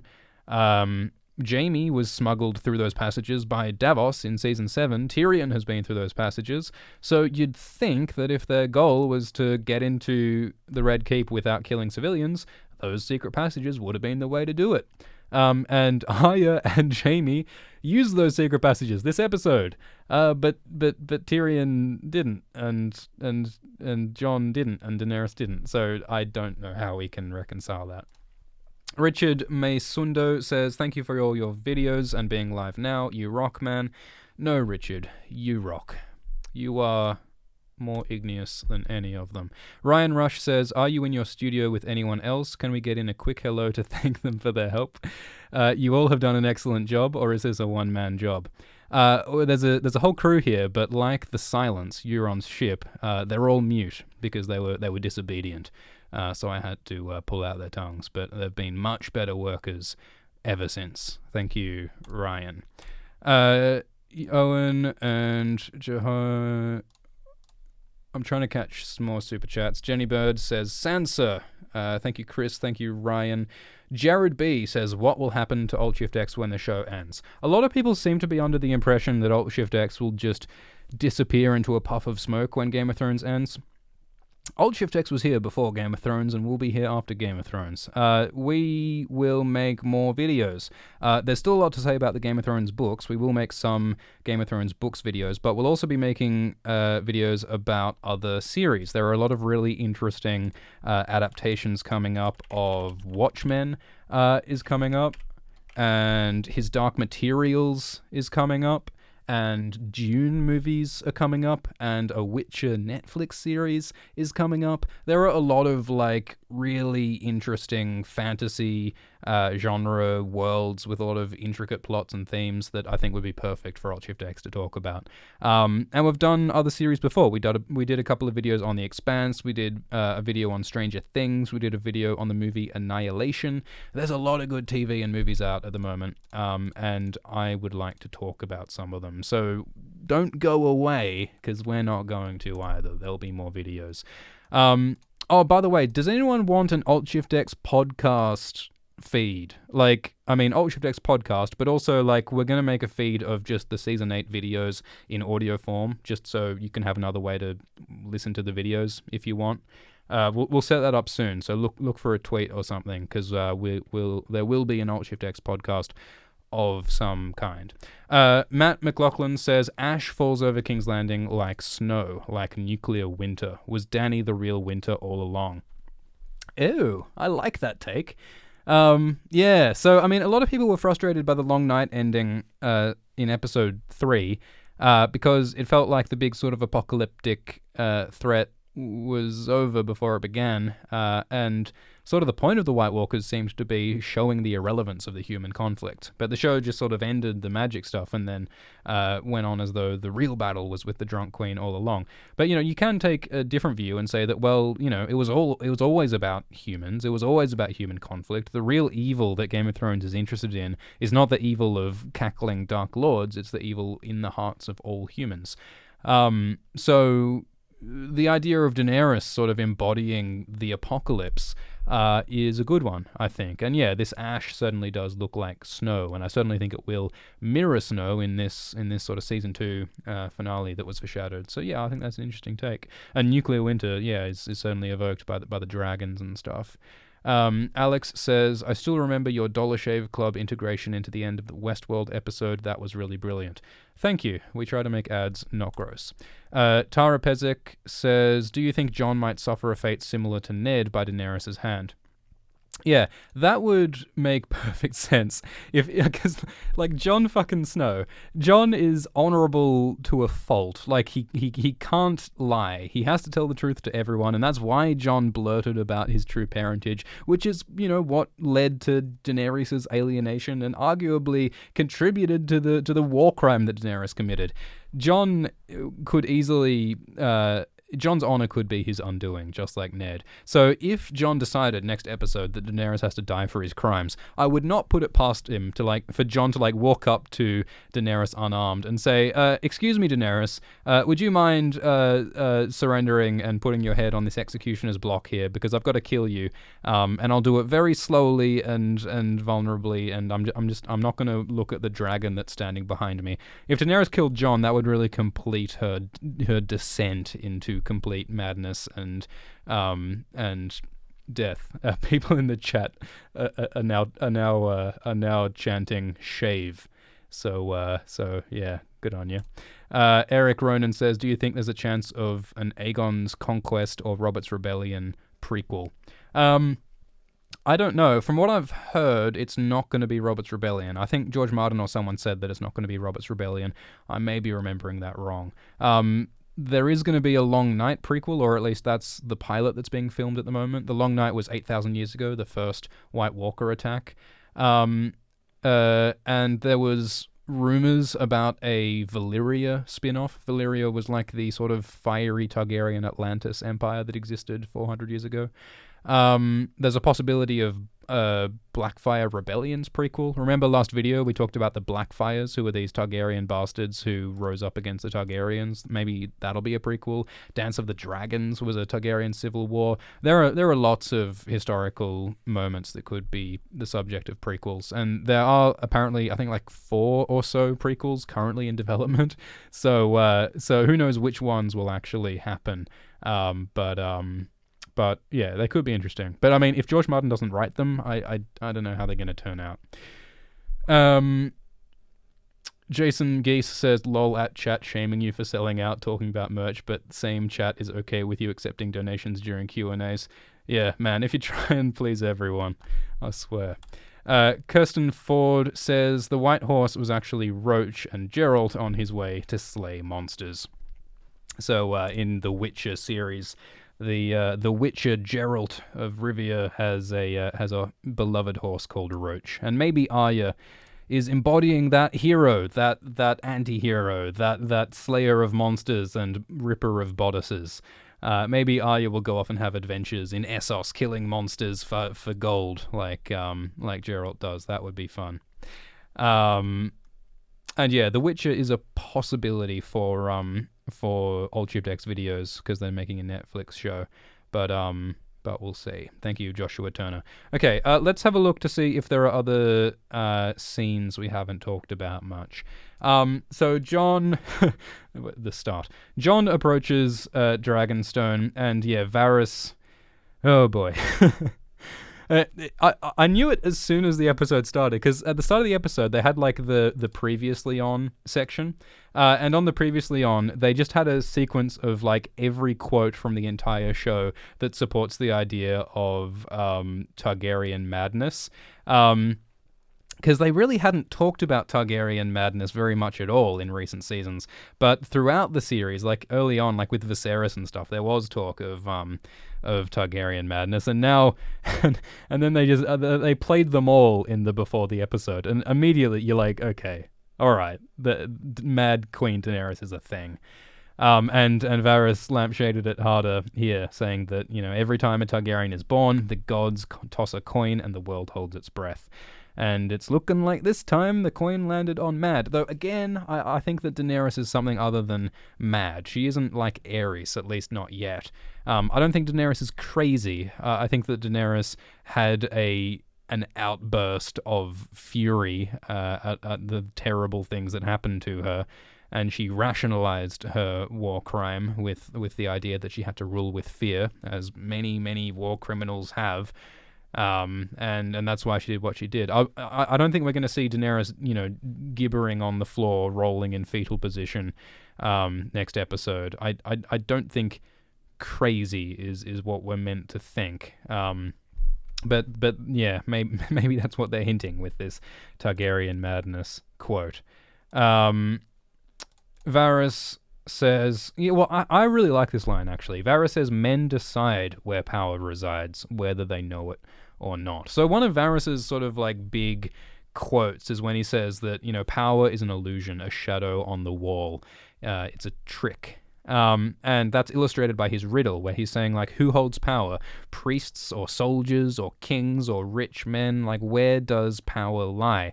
And the point of that riddle is not that the riddle has an answer. The answer is, power is where we think it is. Like, if we, you know, believe in God, then maybe we'll follow what the priest says. If we are someone loyal and honorable, maybe we'll follow what the king says. And if we're a cutthroat like Bronn, maybe we'll just follow the weapon. So Varys is saying here, hey, Jon, you don't have to be loyal to Daenerys. You could be loyal to other principles if you want. You can see power in other places. You could see it in yourself if you wanted to. That's what Varys is saying. So Varys is saying, hey, Jon, like you decide whether you want it or not. And I think that's a good criticism of Jon's entire morality. Like, Jon is kind of like, I have no choice. I just have to do what the monarch says. And that's kind of like a morally cowardly thing to do, isn't it? Because Jon's taking away his responsibility to make the right decision. He's saying, I don't have to think about it. I don't have to think about what's right. I don't have to carefully calculate the consequences of everything like Varys does. Jon is just thinking, well, it's out of my hands. I just have to do what my queen commands. And there's something comfortable about that. But Varys is saying, whether you like it or not, you are making a decision. You have to take responsibility for that decision. And if you choose Daenerys, the consequences could be terrible, and they were. So Varys is I think right here. Jon should have been more proactive morally in thinking about what it really is the best for everyone. And I still don't think at this point it would have been fair to assume that Daenerys was about to commit a massive war crime. But it's certainly right that Jon should have thought a bit more carefully. John Ferrat says the Lord of Light brought Jon back for a reason. He still has a part to play. He could die again, tragically playing his part. Magic is what is keeping him alive, just as with Beric. Yeah, so the whole Jon's resurrection thing is played a bit weird in the show. Because, in the books, Beric Dondarrion is specifically, he's called a Firewhite by George Martin in an interview, and he is less than he was before. He forgets things. He's got all these wounds and these terrible things on his body, and he looks sort of less than human. Jon Snow looks the same. He's just got some sexy scars. So I don't know if Jon is kept alive by the magic of the Red God. I think Jon is just, well, they said he was stabbed in the heart. So unless the Lord of Light mended his heart, he's got some like Tony Stark, wound that's being kept going.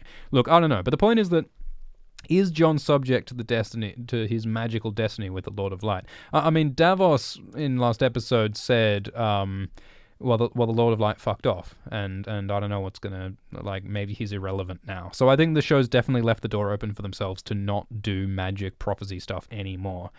But yeah, certainly one of the criticisms of the Long Night episode was that Jon didn't do much in the magical climax of the White Walker arc. So if Jon is this really important prophetic figure, as all of the show and books have hinted, then what's he gonna do that's so important? I really liked the idea that Jon would sacrifice himself to become like a White Walker person, and he would have some sad duty in the far north in order to end the White Walker threat, and it doesn't seem like that's going to happen. But I don't know what else Jon could do. Like, Jon could kill Daenerys, and that would mirror the Nissa thing, but I don't know if that would really be a moment of like prophecy and magic as the books suggest it is. Jon could be king, and maybe that's his destiny. And he could be just sitting on the throne and be really sad about it. That would be a very appropriate ending for Jon Snow. He had to kill his love, he had to do something terrible, so he's going to look really broody for the rest of his life. That could work. Although I still don't think Jon would be a good king. Like, Varys seems to think Jon would be a good king. Like last time Jon made a difficult decision that annoyed his constituents, he got stabbed and died, Like, Jon is only alive thanks to divine intervention, Deus ex Melisandre. So would Jon be any better a ruler or any more long-lived a king than he was a Lord Commander of the Night's Watch, So, yeah, I don't like Jon being king. But that's what Aragorn did, so who knows.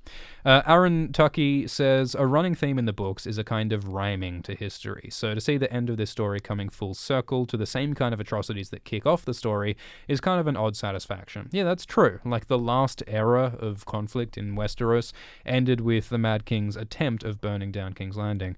And this era ends with King's Landing successfully being burned down. And there is a sort of, it's like poetry, it rhymes there.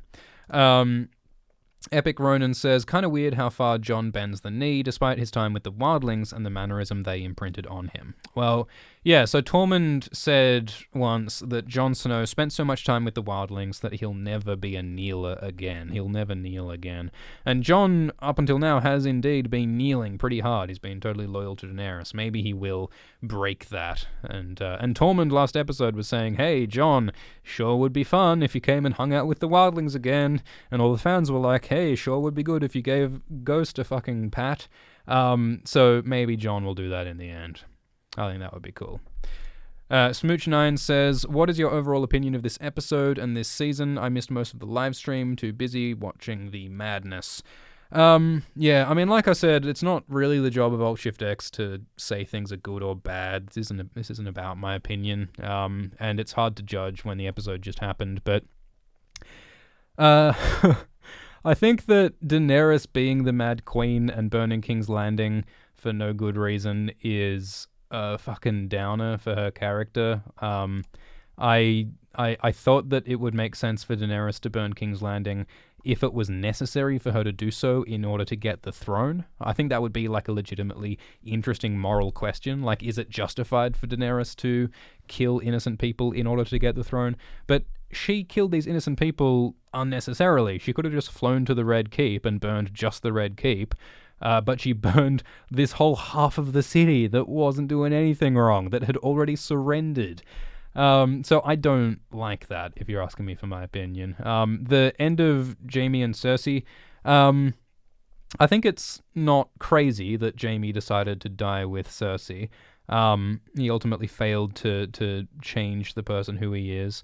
I would have kind of liked it more if Jaime did what people think he'll do in the books, which is choose to kill Cersei and then die in her arms. I think that would, satisfy his redemption arc. But I don't think it's crazy for him to fail to redeem himself. Cersei, it would have been nice if she did something this season, instead of just died as a blubbering mess. But, I suppose she kept her pride and she refused to let go of power, and that's, Cersei Lannister through and through. I think the best arc this episode was Arya. I really enjoyed Arya turning to life and helping people and choosing not to die and choosing not to be consumed by vengeance. Stupendous Cheeks says, my theory for a while has been that Aerys was never actually crazy, but Dany's madness is what causes him to explain burn them all via a Bran vision. So a lot of people really enjoy the idea that that Bran caused a whole bunch of things in history by warging into people, because we saw how Bran warged into Hodor, and he caused Hodor to be brain damaged as a result of his magic time fuckery. I would like to think that Bran learned his lesson and he's going to avoid time fuckery in the future. But hey, maybe Bran does go and try and warg into someone in the past again, and maybe Bran's psychic meddling is what causes the Mad King to go mad. Maybe. I don't really know what the meaning of that would be. I don't really know how that would contribute to the story. Like, Bran has already learned his lesson that you shouldn't mess with wibbly-wobbly, timey-wimey stuff. But maybe. Like, some theories go even further and say that, oh, well, what if Bran Stark is actually every Bran Stark throughout history, and Bran is Bran the Builder, and he built the wall, etc., etc. I don't think it's true, but, it's fun to think about. Huge Unicorn Poop says that Dany zigzagged her way to the Red Keep while burning King's Landing. If only Rickon had learned this technique. Oh boy. Yeah, so Rickon, the youngest Stark, got killed by Ramsay Bolton at the Battle of the Bastards, and if only he zigzagged when he was running away, he might have avoided Ramsay's arrows. Yeah, there is something truly disgusting about the way Daenerys attacked King's Landing. Like, yeah, she really was, like, sweeping across King's Landing in, like, this serpentine fashion, designed in the way to kill the most innocent people possible. I think the problem with this is that it didn't really show us what Daenerys was thinking. Daenerys got, like, no dialogue during the King's Landing section. Like, all we saw her do was kill all these innocent people, and we saw her face looking very angry. We saw her make the decision. Like, she heard the bells ringing, she heard the city surrendering, and she decided, fuck it, I'm gonna kill these people. And yes, we had those earlier scenes where Daenerys was saying that, well, these people don't love me, so I have to rule by fear instead of love. But man, that's not a sufficient justification to kill 500,000 people. So, Daenerys, I'm not angry, I'm disappointed. Okay, let's look at some more scenes. So, Varys talked about Targaryen madness, and Varys expresses his faith in Jon as a ruler, which I think is a bit misplaced. And yeah, Varys is saying, you'd be such a good king, Jon, and he disagrees. And Tyrion is looking very conflicted and sad. I think they have to resolve that. Like, maybe Tyrion will be Daenerys' downfall next episode, because Tyrion's consistent loyalty to Daenerys when everyone else is turning against her, and she keeps being dubious, but Tyrion keeps being loyal to her. I mean, he did free Jaime against her wishes, but Tyrion still seems to be on Team Dany, or was. So maybe next episode Tyrion will be the one to bring Dany down. So Tyrion approaches Daenerys, and Daenerys says that Jon Snow has betrayed her because, despite her begging and her wishes, Jon went against Daenerys' wishes and told the Starks about his true parentage, and that led to Tyrion being told, and then Varys being told, and Varys plotting against Daenerys. So yeah, Jon did betray Daenerys in a way. I mean, Jon was open and honest, saying that I have to tell my family, but Jon did do something that undermined Daenerys, and predictably undermined Daenerys. So it's fair that Daenerys is angry at Jon. And she's angry at Tyrion because Tyrion admits that he told Varys. So Daenerys is feeling like everyone's against her. She can't rely on anyone, and it does feel like that because, you know, she's lost Jorah, she's lost Missandei. She doesn't exactly rely much on Grey Worm. It would have been nice to have some scenes with Grey Worm, because Grey Worm is undoubtedly loyal to Daenerys. Grey Worm's kind of the most loyal person Daenerys has at this point, so you'd think that she'd lean on him, but alas. So yeah, Daenerys is feeling understandably frustrated and isolated and angry. And yeah, she really is very much like Stannis. This shot is a lot like Stannis Baratheon, with, like, you know, Davos and Missandei and Melisandre standing on his shoulders, when Stannis Baratheon was making a similar decision of, like, should I burn innocent people, sacrifice them in order to win the throne? That's very similar to Daenerys' decision to burn in order to win the throne, except she didn't have to burn everyone to win the throne, so there the parallel breaks down. Thank you, CZA. Thank you, Derek. Thank you, Joshua, who says, are we just done with the idea of Dany being pregnant? I feel like at this point she would be showing, and I doubt they're going to be having sex anytime soon. Yeah, I thought that Daenerys was going to be pregnant, because a bunch of times in Season 7 they were like, hey, Daenerys, your fertility sure is important. Do you think maybe you could actually have children? But I haven't talked about it in Season 8. I think that what could happen is in next episode, Daenerys is going to say, hey, Jon, I'm pregnant with your baby. And then Jon can cry an extra manly tear when he kills Daenerys. That could happen. But I don't know what else would really add to the story, apart from just adding extra tragedy to when Daenerys inevitably dies. Because, yeah, there certainly isn't enough time for her to give birth, unless she's, like, imprisoned and we have an epilogue, but that would be kind of ridiculous. Flutterguy says, why did nobody seem to notice that Jaime all of a sudden went missing? Well, I suppose they had bigger fish to fry. They were about to attack the capital of the continent, so, you know, they weren't counting every prisoner. I mean, it is kind of hilarious how, you know, frequently Jaime Lannister has escaped from imprisonment one way or another. Like in Season 2, we did it like twice. But, you know, in TV shows, no one ever is sufficiently careful about guarding their prisoners, are they? That's just fiction. Thank you, Chelsea. Okay, so Varys gets taken by Grey Worm for his betrayal, and yeah, I'm not sure if he was trying to poison Daenerys, but you might be right. He was certainly writing letters in support of Jon instead of Daenerys, and just as Daenerys promised, she burns Varys for his crime. And Tyrion has to admit that he told Daenerys... did he? Did Tyrion dob in Varys? I'll have to rewatch that. But Tyrion has a sad moment because Varys was his friend, and he has to watch him die. And Varys says, I hope I'm wrong. So he's saying that, like, I really hope that Daenerys really is a good queen, and if Daenerys takes over, I hope she's good. But it looks like Varys was right. Varys was 100% right, and Daenerys really was just a force of destruction, and her last 7 seasons of learning to be a good queen was a failure, just like the last 7 seasons of Jaime trying to be a better person was a failure. This is feeling very bleak, isn't it? But I suppose Ramsay told it true when he said that this isn't going to have a happy ending. Game of Thrones is not ending happily.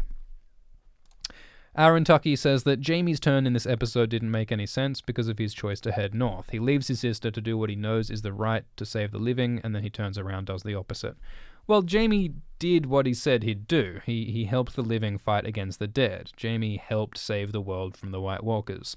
But he ultimately realized that he was unable to live as this better person, and that ultimately he was addicted to Cersei. He was connected to her in a way that he couldn't untangle, and so he decided to die with Cersei. I mean, Euron also stabbed him, which seems a bit unnecessary. I don't think they needed the Euron scene. I don't see how that really added to anything. Like, if anything, it just made Jaime's decision to die with Cersei less dramatic, because he was going to die anyway. Wouldn't it have meant more if Jaime chose to die with Cersei even though he didn't have to? But there you go.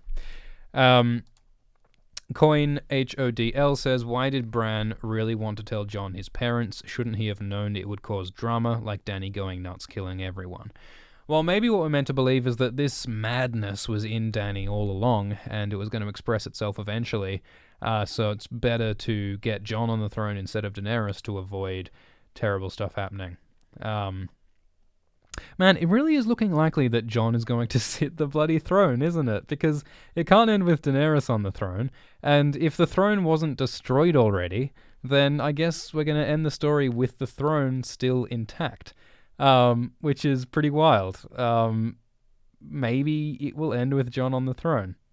Because what else are they going to do? Like, if Tyrion stands up and says, hey, let's institute democracy, guys, because Tyrion mentioned democracy in Season 7, though not using that word, maybe there really will be a King Jon, like Aragorn.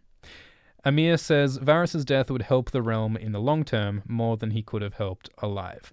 Well, yeah, I'm sure the way that Varys sees it is that Varys got the word out about Jon being the rightful king, and that he knew that that would get him killed, but he thinks it's worth it because he reckons that Jon would be a better ruler than Daenerys in the end. So that makes enough sense. Someone in the chat reckons that Sansa will be queen. I think Sansa will be queen in the north. I don't think she'll be queen of the Seven Kingdoms. Because she hasn't shown any interest in being the Queen of the Seven Kingdoms. She's shown a lot of loyalty to the Starks and a lot of loyalty to Winterfell. So I think it would be going against her character lately if she abandons the North to become Queen in King's Landing. But Sansa's story has been all about her, becoming a Machiavellian political leader. And, in Season 7, they had, Bronze Jon Royce or whoever saying, hey, maybe we should have made you Queen in the North. That pretty strongly supports the idea of Daenerys becoming Queen in the North. Sarah says, Dany turning mad seemed super forced. I don't feel like Dany would unnecessarily slaughter all those innocent people. I agree. I think that it might have made sense for her to kill innocent people if it was necessary for her to get the throne.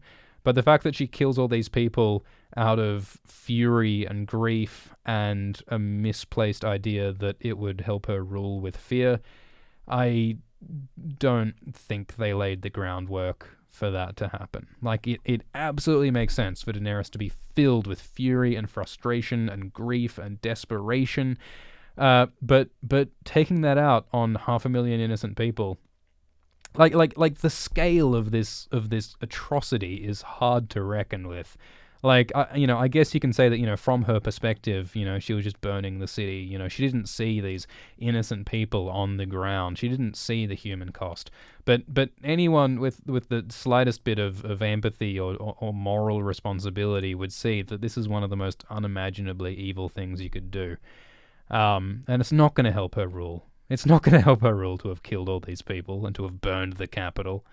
That just reinforces everything that Cersei said about her, that she's a conqueror and a destroyer who came to hurt you. It's like Cersei was right. So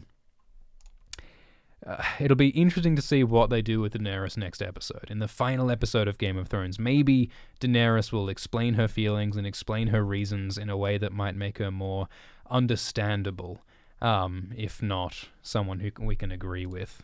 But in terms of Daenerys as a sympathetic character, I think it's hard to say that. Blaze says that Jon becomes Hand, kills mad Daenerys, and the show cycle begins anew. It would be funny if Jon was the Hand again. I don't think that would end well for him. Lewis Cherry says the bell gave Daenerys Nam flashbacks. she was really not a fan of those bells. I mean, maybe. I mean, if you wanna get 9,000 IQ about it, maybe Daenerys remembers the sound of King's Landing's bells ringing, because Daenerys. Well, I mean, she was a fetus at the time, but Daenerys was in her mother's womb when she escaped from King's Landing, and she was born on Dragonstone. I don't suppose the bells of King's Landing can be heard from Dragonstone, but hey, maybe there's some deep ancestral memory of those goddamn bells that just broke her. Colin Kelly says, do you think Jon mimicked Ned Stark when Ned was in the sack of King's Landing during Robert's Rebellion? Well, Ned came to King's Landing after the sack of King's Landing. In Robert's Rebellion, Tywin Lannister came and burned the shit out of King's Landing. And he decided to do it in a horrific, unethical way where he killed lots of people and butchered all these innocents, a bit like Daenerys did. And then after all of that happened, Ned Stark came into the room and found Jaime Lannister on the throne with the Mad King dead. And Ned Stark judged Jaime guilty, and Robert Baratheon ended up on the throne. And yeah, I think that definitely is a parallel to what we see in this episode, where a Targaryen has tried to burn down King's Landing, in this case pretty successfully. And then Jon Snow, I expect next episode, will walk into the throne room and find Daenerys on the throne, I guess. And then Jon will judge her, and perhaps like Ned Stark, he will judge harshly. But I mean, Ned Stark wasn't in King's Landing during the sack. He was on his way there, I believe. Pecan says, felt good to see Sandor step forward towards the mountain after seeing the dragon spewing fire overhead. He's overcome his fear to finally get revenge. Yeah, so in the Inside the Episode segment afterwards, they said that the Hound was, choosing to use fire against the mountain because he pushed him through a wall into the fiery depths below, and so in that way he was overcoming his fear. The way I imagined it, and a lot of people imagined it, was that Sandor might use fire as a weapon, like maybe he'd use a burning sword like Beric or something, so it's a more sort of direct use of fire. But I suppose this works too. It's just that I was a little bit confused after I saw it. Like when the Hound just pushed Gregor out and they both died, I didn't immediately make the connection of it was the fire that killed them. Because let's be real, even if the fire wasn't there, they still both would have died. Well, or maybe not. The mountain is pretty fucking durable. But yeah. Ultimately, yeah. This was a satisfying enough end to the Hound and the mountain, and I especially like that the mountain killed Qyburn, which is very, very, very Frankenstein's monster-esque. Scooch9 says that Jon's going to be very upset not finding Arya after the destruction. Yeah, well, Jon doesn't know that Arya is at King's Landing, does he? I mean, Arya didn't say goodbye when she left Winterfell, as far as we know. For all we know, Jon might still think that Arya's safe in Winterfell. I would really like it if Arya just didn't turn up again. I would really like it if Arya just yeeted out of Westeros and just went on some adventures in Essos. I think that would be a good end for her. But she does appear in the after the episode, so. Margaret says, why is the Baratheon line not considered in the current throne game? Yeah, so one of the things about the Baratheons is that the Baratheons actually descend from the Targaryen line, because the founder of House Baratheon married No, it was one of the sons of the Baratheon who married a Targaryen, Rhael Targaryen, I think it was. And it's the fact that Robert Baratheon, he had some Targaryen blood because of that marriage, and that was part of how Robert Baratheon claimed the throne, because he had Targaryen blood. And so Gendry, now that he's legitimized as Gendry Baratheon, Gendry has some Targaryen blood in him. And so he has arguably a claim on the throne. I mean, his claim would come after Jon and Daenerys, but if Jon and Daenerys die, then Gendry Baratheon would rightfully be the king of Westeros. So it would be pretty crazy and funny if that happened, if Gendry was king. The man who just last episode said he doesn't know how to use a fork says would end up king. That would be funny, and it would put all those bastards in the betting sites who said otherwise to shame. Hashiman says, you really have a good to sit for 3-4 hours and doing live stream and continuously speaking. The trick is to get a standing desk, guys. They say sitting's the new cancer. Standing. That's what I recommend. Thank you, Ed Gonzalez. Thank you, Matt. Matt says that Qyburn's death was the best in the series. Well, it certainly was appropriate. It certainly was neat. I enjoyed it. Okay, let's look at some more scenes that we haven't quite got through. So Daenerys is looking very Stannis-like. Varys gets executed exactly like Ertach Ultinoz predicted. And yeah, we have this sad moment of Daenerys brooding on the death of Missandei with this slave collar. That was the slave collar that Missandei was wearing when Daenerys emancipated her. So it's very clear that the death of Missandei and all the other loss and betrayal Daenerys has suffered, that's part of what motivated her to commit the atrocity that she committed. And Daenerys holds Jon to account for spreading the news of his true parentage, because Daenerys is absolutely right that the fact that Sansa told is pretty predictable. And I think it makes sense for Daenerys to be critical. And yeah, Daenerys also identifies that, Sansa has betrayed Jon. Sansa swore in front of the weirwood tree to keep Jon's secret, and yet she blabbed in a way that undermined Daenerys and got Jon in a whole lot of trouble. So Sansa has some explaining to do, I would say. Thank you, Screamer Joe. Chris Yeager says the mountain dashed Qyburn's head like baby Aegon. Yeah, that's an interesting parallel. So the mountain, bashes Qyburn's head on a wall.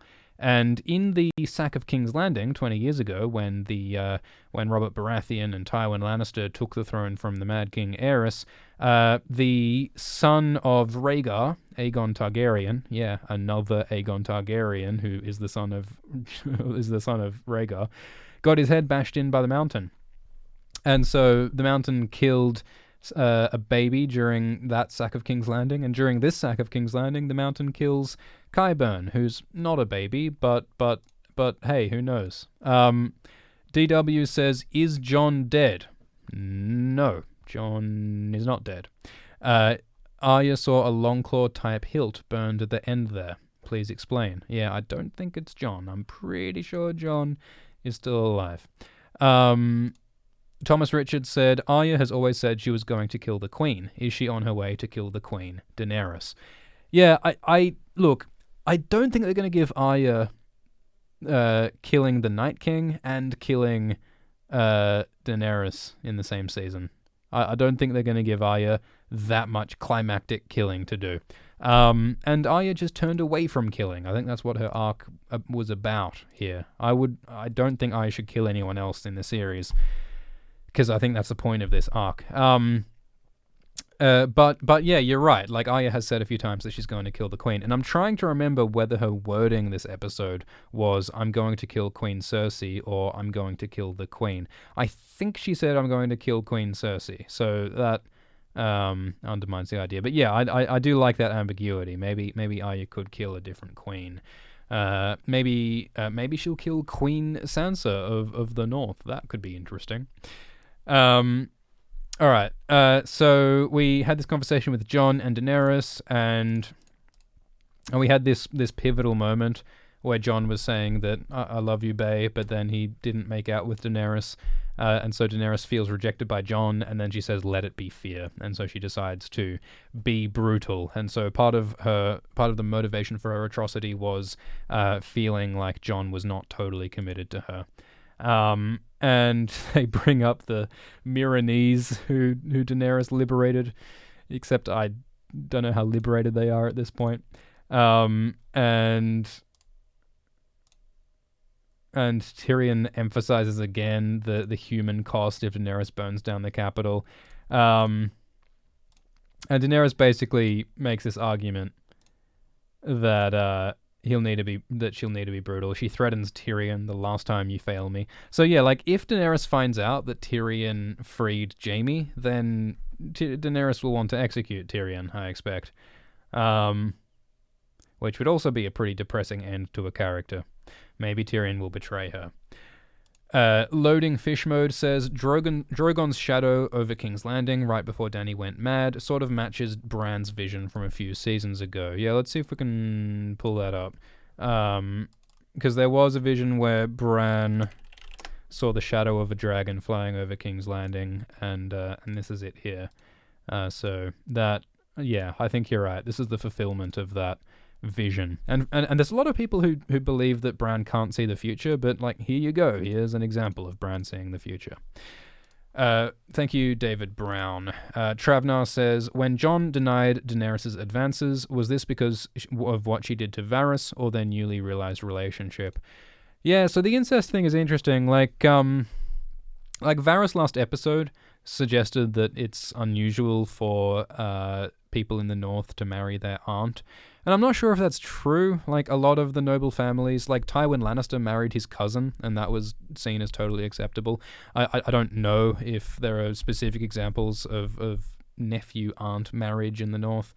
But, like, my suspicion is that it's pretty normal. I mean, the real-world dynasties in our history have done some pretty freaky, incestuous stuff.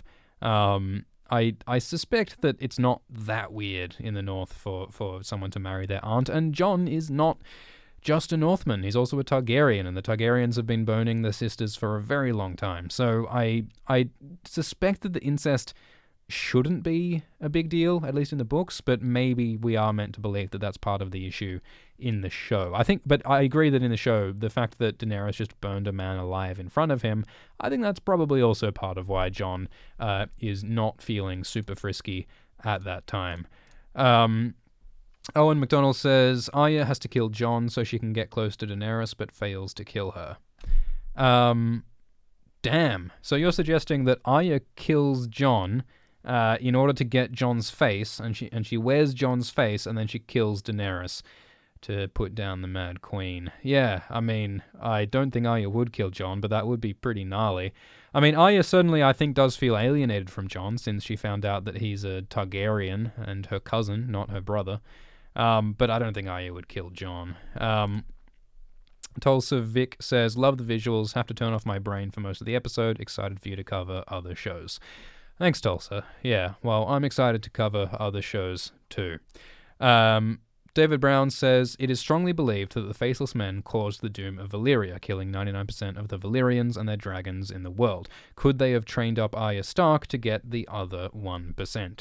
Yeah, so the Faceless Men are interesting, and there is an Alt-Shift-X video about these ideas, but the Faceless Men were founded in the slave mines of Valyria, and the Faceless Men, it is hinted, might have caused the doom of Valyria, because Jaqen H'ghar says that the Faceless Men came for the masters, the slave masters of Valyria who owned them.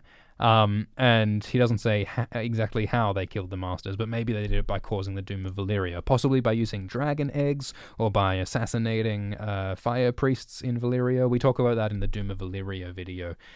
So yeah, some people have speculated that maybe the Faceless Men want Daenerys to die because the Faceless Men and the Braavosi historically don't like dragons and don't like Targaryens, so maybe the Faceless Men want Daenerys dead. There's no hint of that in the show. In the books, it is very interesting that this guy, Jaqen H'ghar, he infiltrates the Citadel, and it's hinted that he's trying to steal a book, and Tyrion mentions a book called The Death of Dragons. So there is a theory that Jaqen H'ghar is on a mission to kill Daenerys and or her dragons, which is really interesting, and the answer is we don't know. We'll have to wait for the future books. But go and watch the Doom of Valyria video and the Faceless Men video for more on that stuff. Ninjas United says, Dany wanted the throne too hard. It's clear she's power-hungry. Her identity was built around it. It was threatened. Saw this coming. Yeah, well, I mean, Daenerys always has done, like, violent, vicious things for the throne. In Astapor, when she said Dracarys and she burned all of those slavers and undoubtedly some innocent people as well. Daenerys has been killing and burning for the throne for some time, and her identity was built around it. And I think Daenerys does have that problem of, like, all she is a queen, and if she can't be a queen, then who is she? So yeah, I agree. I think some of those ideas led her to do what she did, but she certainly never killed hundreds of thousands of innocent people before, as she did in this episode. Screamer Joe says, in episode 1, season 1, Jaime Lannister pushes Bran out of a window. This is subtle foreshadowing for season 8, episode 5, where 8 seasons of Jaime's character development are similarly thrown out the window. Yeah, so Jaime does not redeem himself in the end, and, you know, that is depressing. I don't think that destroys all his character development. I think Jaime did do good by fighting in the Long Night, but he certainly did ultimately fail to redeem himself. And I think that that's something that people do in real life. Like, it would be very fairy tale and storybook if Jaime became a good man. But I think what we saw is that Jaime tried and failed, which is something that people do in the real world. Like, in the Inside the Episode, D&D said that Jaime was addicted to Cersei, and addicts backslide. Addicts, you know, they manage to get off it for a while, and then they what's the word? They go back to it, and that's what Jaime does this episode. So, you know, I think this is real. I think this is what real people do. So I don't think it's terrible that Jaime went back to Cersei and died with her. There's certainly been lots of foreshadowing that Jaime and Cersei would die together. But I am surprised that it happened this way. And I certainly would have enjoyed it if Jaime actually chose to kill Cersei as a way of facing and overcoming his demons before he was destroyed. Rulados says, I could whine about the episode, but I just want to thank you for caring so much more than D&D do. If D&D didn't care, they wouldn't be here. This wouldn't exist. But thank you.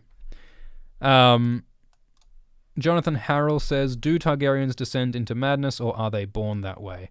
How did the Mad King become mad? The Mad King was, like, pretty nice at the start. The Mad King was charismatic, and he was liked. But then he slowly descended into paranoia and insanity. And, you know, part of his paranoia was justified. Like, he was, like, irrationally concerned that people were trying to kill him. But, you know, there were people trying to kill him, and there were people out to get him. And like, his big sort of slide into complete insanity happened after the defiance of Duskendale, where the king was abducted, and he was held by rebel lords, and he was treated roughly, and it was after that that the Mad King became truly mad.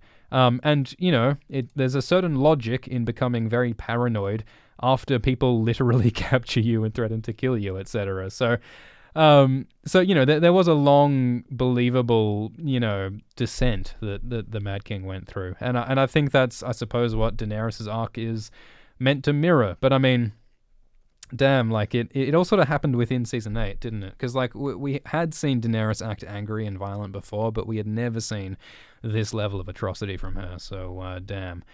Pete says that Varys's poison actually did get into Daenerys, and it messed with her head, pushing her over the edge, and Varys is the reason why all of those innocents were burned. Well, I think in a way you're right. Like, I think that, like, in the same way that the Mad King became more paranoid because his paranoia was justified by people plotting against him, Daenerys' paranoia is reinforced by the fact that people were betraying her. Like, we see Daenerys here saying that, you know, someone has betrayed me. Daenerys is feeling paranoid. And the thing is, she's right. Someone has betrayed her. Varys has betrayed her. And she's also right that Jon Snow has betrayed her, in the sense that he spread the word of his parentage that caused Varys to betray her. So the paranoia, I mean, is it insanity when people really are out to get you, you know?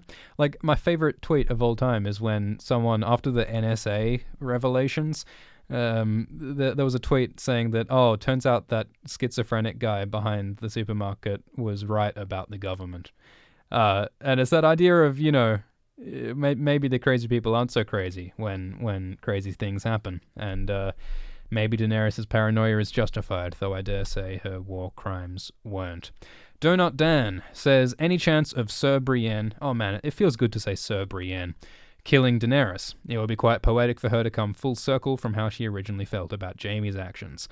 That's a great point, because part of the point of the Jaime-Brienne relationship is that Brienne, she is very noble and honorable, and she is a good knight, but she has a, unsophisticated morality. Like, Daenerys thinks that you just do what you do the right thing, and you follow your orders, and you say yes, sir, and then you're a good knight.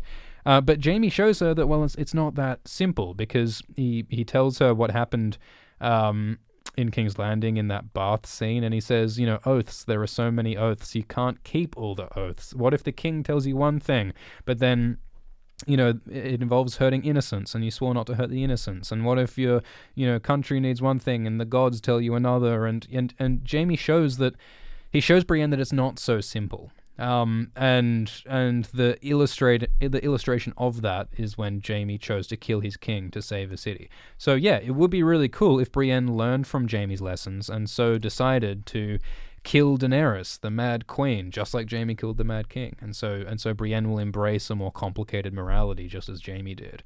That would be cool. I've got a feeling though that Brienne is not going to play a major role. Well, no, she shouldn't she? Because we left Brienne on her being heartbroken by Jaime. Are they really going to use that note to end Brienne's story? That's such a depressing end. Jaime was not redeemed. She just feels stupid for loving him. How is that a good ending to a story? I think what's most likely to happen to Brienne is that Brienne becomes the Queen's Guard for Sansa, I think. Because, Brienne is still sworn to serve and protect Sansa. And Sansa, I think, will become Queen of the North, or at least Lady of Winterfell or something. And she's going to want Brienne standing by her. I think that would make sense. Bother Me Silly says, mate, she hadn't had that bastard sword, so all she needs is Pod the Rod. Yeah, maybe Brienne and Podrick would hook up. That would certainly be top 10 anime unexpected romances of all time. Marco says, did you notice all the dragon fire, green fire, blowing up in King's Landing? Was that fire from when the Mad King was ruling?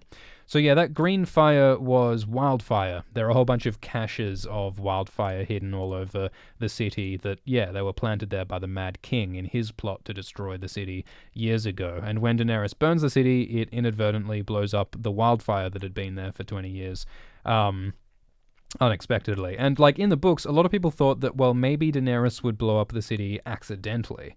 Maybe Daenerys would try and burn just the Red Keep in order to get the throne, but then it would accidentally set off all the wildfire and blow up the whole city. But in this case, deliberately blew up a whole bunch of the city. So that's a fucking downer. Silkalicious says, is Strickland's dead horse the same horse that Arya rode out on? Did Bran warg into the horse to get Arya out? People are really keen for Bran to warg into things, and I am too, because Bran spent a lot of time learning the magic of the Children of the Forest and learning to control animals and even to control people with his warging powers. He spent a lot of time with these powers, and all he's done with them in the last 2 seasons is to warg into ravens to fly around. And Bran can already see everything, so why does he need to warg into ravens to see things? Bran is such a weird arc. I don't know what they're doing with Bran in these seasons. In the fucking Long Night, which was meant to be his entire purpose, he didn't do anything. So maybe Bran was involved with his horse. But Silkalicious asks if the horse is the same as Strickland's horse. Let's have a look. White horse. Strickland's sitting on a white horse, and white horse. Yeah, that looks like the same horse to me. Is that the same horse, guys? That horse and that horse. Yeah, I think that's the same horse. I don't know why that horse would have run into the burning city, but hey, I'm not a horse. Or am I? Matthew says, Jaime said to Tyrion, I never cared much for the millions of innocents. Do you think he meant that? Didn't he save them all?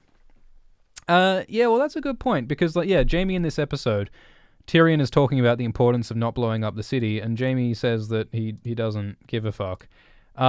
Which is a weird thing to say, given that Jaime saved this city and saved the millions of civilians by killing the Mad King all those years ago. Why did Jaime kill the Mad King if not to save those civilians? I mean, maybe you could say that, oh, well, what if Jaime killed the Mad King because he hated the Mad King and because he was mad and because he took away Jaime's honor? Because, the Mad King did mistreat Jaime. Or, well, no, I mean, the Mad King... The reason why the Mad King took Jaime as his Kingsguard was to prevent Jaime from being the heir to House Lannister and doing cool things and making House Lannister look good. The Mad King took Jaime as Kingsguard to shame House Lannister. So maybe Jaime resented his treatment by Aerys, and that's more part of why he killed the Mad King. And then maybe he justified it later with the whole wildfire plot, except in the books it tells us how Jaime specifically hunted down the pyromancers and he did work to save the city. So yeah, I it's weird. Yeah, that's a good point. I don't know why Jaime would say he doesn't care about the innocents when he has demonstrated that he cares about the innocents. But I mean, obviously generally, mostly throughout Jaime's arc, he didn't care about innocent people very much. I mean, he killed his own cousin, but yeah, that is an interesting contradiction. Alchemist says, was one of those shots of people being shuffled into the Red Keep literally the exact same shot from earlier in the season? I don't... Oh, yeah, I think I know what you're talking about. Because, yeah, there was a shot of... I think it was this shot, or a shot like this, when Cersei was on the balcony of the Red Keep, and people were coming into the Red Keep. And I think you might be right. Do you want to investigate this, everybody? I think it was Season 8, Red Keep. That's a shot from Season 8, Episode 4. And I think you might be right that might be the same shot as a shot that appears in this episode. And I don't think I've got that shot here, but yeah, they might have reused a shot, which would be an odd thing to do, but I guess it gets the point across. Nate D says, did you see the interview with Barristan Selmy's actor where he says that George Martin has finished the books and agreed not to release them until after the show ends? If that's true, then I'd love for someone to tweet me a link to that interview. I would probably only trust it if it's an actual video of the actor saying it. And I still don't believe it. I don't believe that George Martin has finished... Maybe that actor was joking when he said that. Because I don't see how it benefits anyone for George Martin to have finished the 2 books and to be sitting on them and not releasing them. I think George Martin is obviously deeply pained about the fact that he has failed to finish the books before the show ended. I don't believe that George Martin would withhold them. But if you've got evidence to the contrary, please tweet it to me. Ashley Wishlock, thanks for the super chat. Carlos Godinez says, Daenerys is a terrorist now. R.I.P. all the people now named after a terrorist. Yeah, there's a lot of babies named Khaleesi. Yeah, congratulations. All those people are named after someone who committed a terrible war crime. The word terrorist is interesting. I think that, there's a lot of definitions of the word terrorism, but usually it's violence committed to cause terror in service of some specific political aim. Not everyone who kills people is a terrorist, but if you're killing people in order to cause fear and in order to achieve a specific political gain, and some definitions say that you are not a government, not a state actor. So does that fit for Daenerys? Yeah, I suppose it does. Daenerys said that she's using fear. Daenerys chose fear. So she committed violence against civilians to cause fear in order to further her political goals. So yeah, Daenerys is a terrorist, unless you define terrorist as a non-state actor, and I guess Daenerys kind of is a government, so yeah, but either way, it's depressing. Cade Chipman says, I didn't know how others feel about the anticlimactic end to the Golden Company, but I found it realistic for them to flee against such odds. Yeah, I agree. When Daenerys started burning the Golden Company, they ran away. And then Daenerys killed the fleeing soldiers. But yeah, I think the Golden Company would run away. But what did they expect? Did the Golden Company not know that there were dragons? Did they think that the dragons would be easy to kill? Did they think that they would be safe standing outside the castle? Yeah, I'm not sure what Harry Strickland was thinking, but I'll tell you, in the books, these guys have a lot going on. Clint Filippo says, I read the books ages ago and probably forgot a lot. Should I reread them before the next one comes, or will I be good having seen every A Song of Ice and Fire video on YouTube? Hashtag not my queen. Oh god, is that trending? If not my queen is trending, I will have feelings. I think you'll have to reread the books because it's easy to forget how much complexity is in the books. I think that in order to fully appreciate the Winds of Winter, I think we're all going to have to reread the books. And I think there's going to have to be some Alt-Shift-X content helping with that, maybe summarizing the books and stuff. So when Winds of Winter comes, if it comes, look to Alt-Shift-X on the dawn, and Gandalf shall bring light. Chance says, I don't understand the sentiment that this episode was good. Looking at just the show the past 2 seasons, it's been bad writing and character dumbfuckery. Yeah. I don't think it's constructive to jump on the hate train. I agree that there's a lot wrong with these seasons. I think that there's a lot more problems with these seasons than than the earlier seasons. But I think there are good things about these seasons too.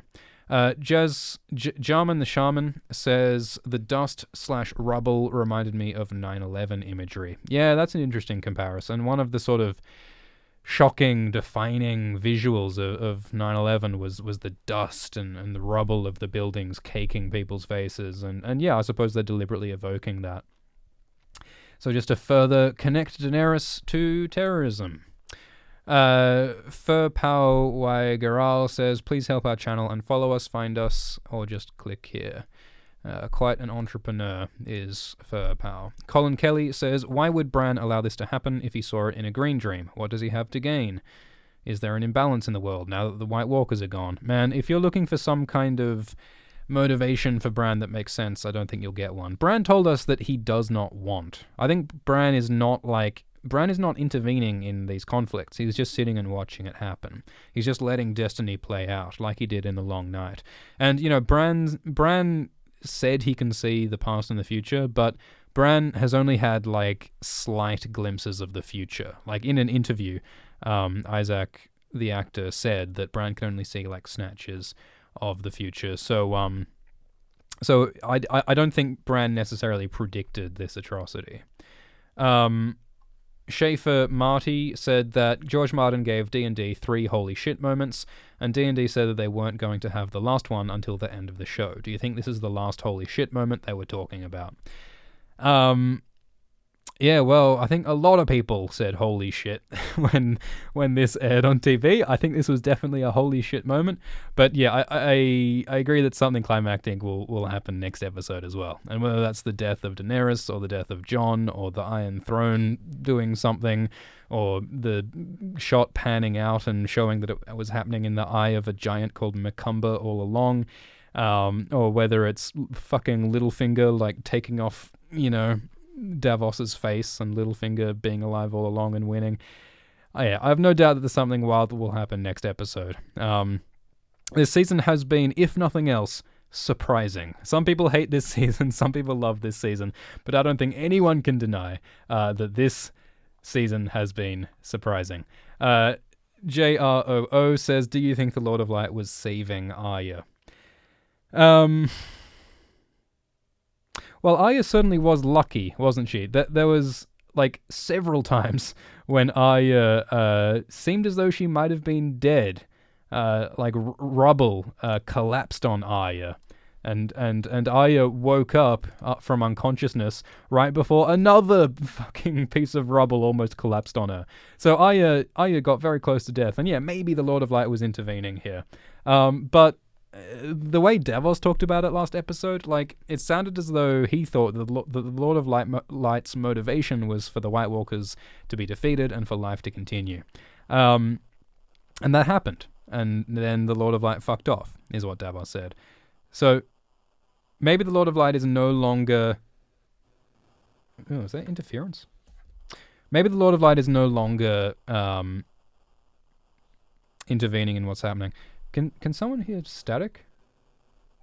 I'm hearing a bit of static. Don't know why.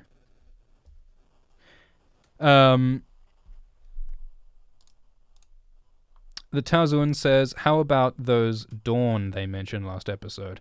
Yeah, so last episode, they mentioned that there was a new Prince of Dawn, which should have been a really big deal. Dawn is the only of the Seven Kingdoms that has not gotten involved in the war. At least their soldiers haven't. There haven't been Dawnish armies depleted in this war, unlike basically every other kingdom has been decimated. So the fact that Dawn is supporting Daenerys, that should have been a big deal. Like, Daenerys should have been, whoa, we've got to get these Dornish soldiers up to support our siege of King's Landing. And same with the Iron Islands. Like, couldn't the Iron Islands rally some people to help take the throne? But nope. And I doubt that we will, see involvement from House Martell in the final episode. Indeed, House Martell is extinct, I think. So, will we even find out who's ruling Dawn? I don't know. Elsie Cuts says, curious if you see a way to get the sweet part of the bittersweet ending. Searching for something to make this meaningful, not just nihilistic. Yeah, this is a very nihilistic season. Because Daenerys represented hope. Daenerys represented breaking the wheel. Daenerys represented an end to tyranny. And now she's just done the most evil thing imaginable. And Jaime was on a path to redemption, and he was trying to become a better man, and he failed, and he died. So that's pretty bleak. And maybe Jon will end up on the throne, but I don't think he'll be happy about it, and I'm not really all that convinced that Jon would even be a good king. The Hound redeemed himself or overcame his fear, but he died. I think probably the most sort of heartwarming thing that's happened so far is that Arya has sort of turned away from death, but who knows what happens next episode. Maybe she'll do more killing. So yeah, I agree. There's been a very dark, nihilistic season. All the sort of goodness and hope has failed. I mean, they defeated the White Walkers, but that seemed perfunctory. So yeah, I don't know. Jazal says, what if Darkstar is the new Prince of Dawn? So yeah, there's a character in the books who the fandom make fun of because he's like an edgelord. Like he says, I am of the night, and he's all sort of emo and goth and reckons he's super cool. And I think George Martin, the author, actually thinks he is super cool, but he's super not, and book readers make fun of it. This artwork is by Mathia Arconel on DeviantArt. And yeah, Darkstar's funny. And a lot of people in the sort of book fandom are joking that maybe this new anonymous Prince of Dawn is indeed Darkstar, which would be hilarious. Donut Dan says, thoughts on the Lord of Light's primary goal being more death. Yeah, so a lot of people are skeptical and suspicious of the gods in Game of Thrones, and rightly so, I think. It's interesting that Melisandre has a vision where she sees Bran and like the Weirwoods, and she thinks that they represent the Great Other, the evil god of death associated with the White Walkers. So, there are gods and forces who some people think are good and some people think are evil, so maybe the Lord of Light is evil. I tend to think that the Lord of Light doesn't exist. There definitely is a magical force that people ascribe to the Lord of Light, but I don't think the Lord of Light is like a dude who wants things necessarily. I think it's more of an abstract force. And George Martin has said things sort of along those lines. I mean, he has said that there'll be no gods like visibly taking part in the story. We won't see any gods. So I think you can certainly interpret the Lord of Light as an evil god. I mean, the Lord of Light certainly led Melisandre to do some evil things, and that's more sort of on her because of her interpretation. But yeah, I don't think we should see the gods as being good or evil in this story necessarily. Ordinary Guy says, is Ilan Payne going to be a loose end on Arya's list?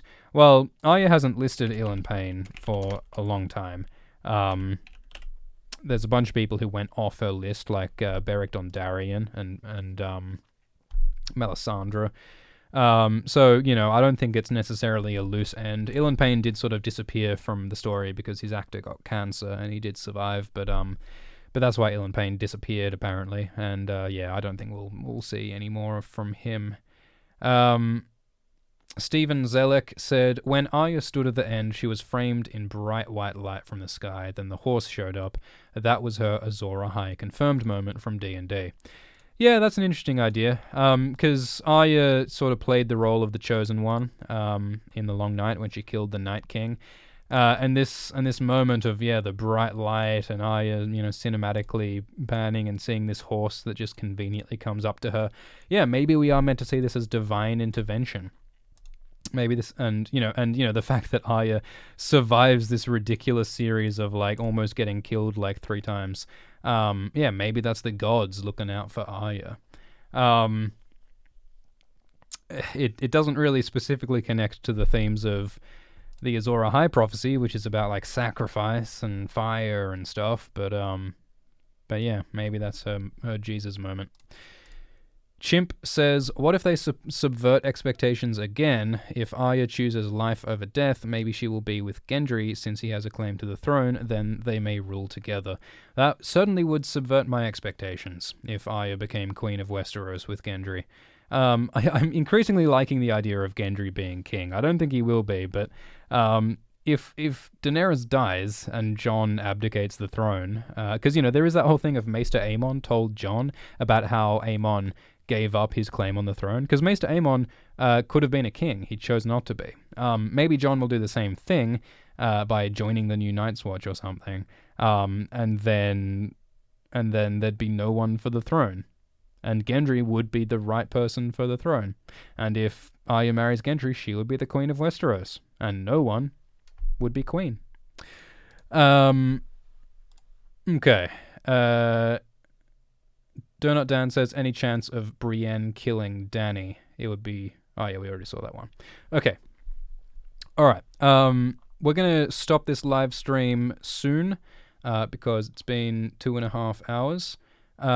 We are going to have the Game of Thrones Season 8 Episode 5 Explained video coming as soon as we can. And Patreon supporters can watch past live streams.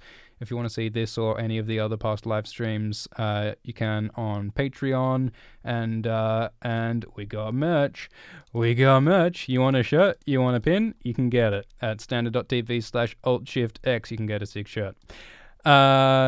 We will, I don't know, I'll just have what are some of the other things that happened, if we just see if there's other things we haven't talked about. Jaime and Tyrion's last moments together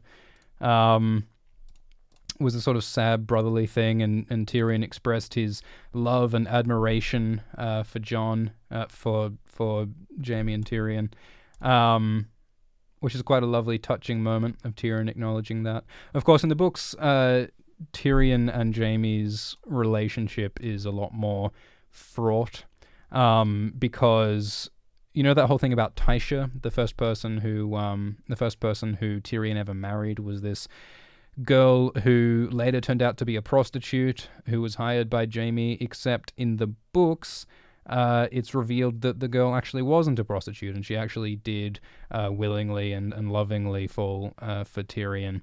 And that revelation makes Tyrion really angry at Jaime after he frees him from the Red Keep in Book 3.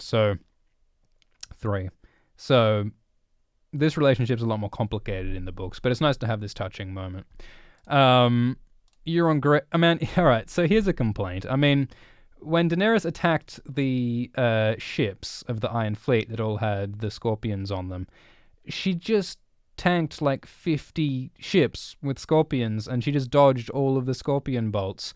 How did she do that? Because in the previous episode, there were 11 ships, and they killed Rhaegal, and Daenerys was unable to stop those ships. But now there's like 50 ships, and Daenerys alone is able to just dodge and weave and destroy all of them. Look how many ships there are! And it looks like they all had scorpion bolts, from what we saw. So how on earth was Daenerys able to take them all down? Like, it showed her sort of dodging a bit, I guess, but it's just like, nope, Daenerys just takes them all down. So it's like, oh, okay. Like, it's not like she used a different strategy. It's not like she made some decision. It's not like it was just, oh, Daenerys won. Okay. So yeah, there's a complaint if you want one. Harry Strickland didn't really accomplish anything. Daenerys burned them all. We had some pretty upsetting images of the horrors of war. Cersei spent the episode on the balcony being defiant. Super chat from Ali Mansour, who says, please look up the interview with the Barris and Selmy actor. If you can tweet me the link, that'd be great. But yeah, I'll try and remember to look it up. Nate says that Dany dove down at a high angle with the sun at her back and made it hard for Euron to see. Yeah, I agree. Like Euron, like Daenerys, she did do this whole swooping in from above spooky thing. But like, look how many ships there are. They can fire those scorpions at her from like every angle. And like in the last episode, they hit Rhaegal 3 times in a row, moving shot. And this time they weren't able to hit Drogon once. And like fine. Like I guess she was lucky. But like it's just not interesting storytelling when we're just watching like throws of the dice and the characters survive. Like really. All right, so she breaks open the walls of King's Landing and the soldiers, including Grey Worm, stream in. And Cersei says that all we need is one good shot, but she does not get one good shot. And all the scorpions get destroyed. Yeah, all the ones on the walls, as well as all of the ones on the ships, and not a single one managed to hit Drogon. And Cersei remains defiant. They will defend their queen to the last man, and then they do not. Her soldiers drop their swords. And they could have all been spared if it weren't for Daenerys burning the city and Grey Worm attacking the soldiers and so on, which is a downer. Jon was trying to be all ethical and trying to reduce casualties, but he could only do so much. They ring the bells. Not sure who rang the bells, but the bells rang, indicating the surrender of King's Landing, and Daenerys heard that King's Landing is surrendering, and everyone's like, yay, okay, it might be okay, and then Daenerys decides no. It's not going to be okay, and she kills many, many innocent people that she didn't need to kill, and everyone is surprised and upset, and violence strikes back up, partly thanks to Grey Worm. Grey Worm is understandably angry about the death of his love, Missandei. But everything turns to shit, and we see some of the human cost. We see some of the innocent people who get caught up in all the horrible things that happen, and we see soldiers doing terrible things that soldiers do, and the city burns. And Euron pops out of the sea like a good kraken, and he fights Jaime. Jaime kills Euron, but Euron manages to wound Jaime. Jorge Galvan asks an interesting question. What do you think the Night's Watch's new purpose will be? That's a good question. Like, is there still a Night's Watch? Ed's dead, and we didn't see any Night's Watchmen doing anything in particular recently. So maybe the Night's Watch is gone forever. And it would be sensible for the Night's Watch to be gone forever, because, like, there's now peace with the Seven Kingdoms and the Wildlings, apparently, and there's no more White Walkers, apparently. And, like, maybe they could, do some little epilogue hint at the end that, ooh, the White Walkers are still out there, they didn't all die. But, like, unless people know about the threat, then there would still be no need for a Night's Watch, I suppose. So, yeah, maybe there won't be a Night's Watch. I wonder what'll happen with the wall. Like, will they just, like, open the remaining gates in the wall to allow people to go back and forth? They very sort of, like, hand-wavily just said, like, oh, the Wildlings just chill now, and everyone's happy with the Wildlings. Like, really? I think there would still be tension with Wildlings wanting to raid Westeros as they have for the last 8,000 years. But apparently that's a non-issue now. It's Bones says, at the end of episode 6, I just want to cut to Ned telling Bobby B in the Winterfell crypts, and that's why I can't go to King's Landing. Is that like a How I Met Your Mother thing? Summer Beale says, both Jaime's and the Hound stories about improving as people were ruined. Thoughts? Yeah, I think ruination's a bit much. I mean, the Hound I mean, yeah, it is a good comparison though, because Jamie and the Hound both did sort of similar things, where they both tried to become better people, but they both ultimately sort of chose death. Jamie chose to die with Cersei, and he failed to become a better person. The Hound did become a better person. Like, he became a more compassionate person. He fought to save the world from the White Walkers, and he overcame his fear of fire by killing the Mountain. But, there was this moment with the Hound where he's saying, like, hey, I'm like a deeply bitter, broken person. Don't be like me. So, there is a sense of failure to the Hound. Like, he died, and it's not the most heartwarming end for him, I suppose. But I mean, that's sort of always the way the Hound was. I think that's always the way the Hound was going to go, and I think this ending is an appropriate one for him. The Jaime one is more upsetting, because it seemed like there was hope for him to be a better man and be with Brienne, but I also accept the sort of realism of his failure. Like, not everyone succeeds in becoming a hero. So I don't think the end of Jaime's arc is contrary to his character arc necessarily. Loathing Screen says, what about Bronn? What was it all about? What was his arc about? What's next for him?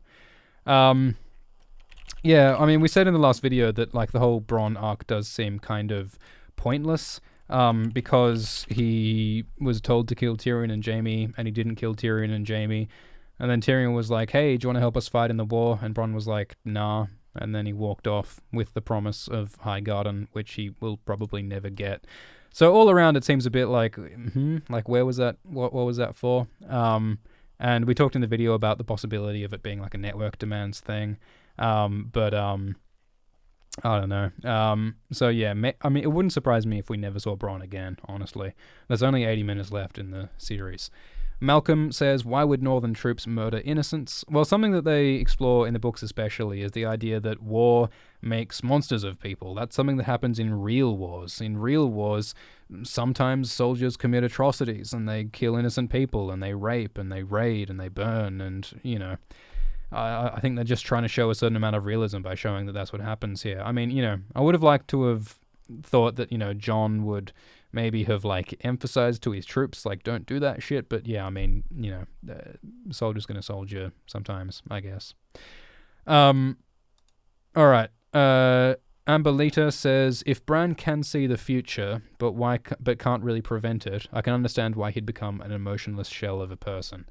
Yeah, I think that might be part of his deal. Like, even if Bran can only see parts of the future, he has seen enough to be for it to be dehumanizing and upsetting, and maybe becoming less of a human is partly a response to seeing all of the horrible things that have ever happened, as well as some of the terrible things that will happen. Like, we saw that a bit with Jojen Reed. Like, Jojen was a green seer who had dreams of the future through the weirwoods and stuff. And Jojen, it's hinted, at least in the books, that he knows that his death is coming. In fact, in the books, it's possible that Jojen eats, Bran eats Jojen, actually. And so I think Jojen does have this melancholy to him, knowing that he's going to die. And so, yeah, it does make sense for Bran to have a similar sort of numbness as a result of his powers. Okay, so thank you all so much for taking part in this stream. It's been a roller coaster. Patreon supporters can watch past streams if you want to. You can pick up a shirt or a pin if you want to. And we're going to make this video analyzing the second last ever episode of Game of Thrones. This is it. This is it. In 1 week, we see the end of Game of Thrones. We'll see the final fate of Jon and Daenerys and the Iron Throne. And it's going to be wild. So I feel like I should say something really conclusive, but I can't really think of anything. Cheers. Thanks. Keep it real. Skywalker Sounds says, don't get off, you have 40,000 people. Yeah, I feel obligated. If 40,000 people are listening to me, I should say something, helpful, so I don't know. Eat veggies, exercise, call your mum, be nice, that's my recommendation. Alright, cheers, have a good one, guys.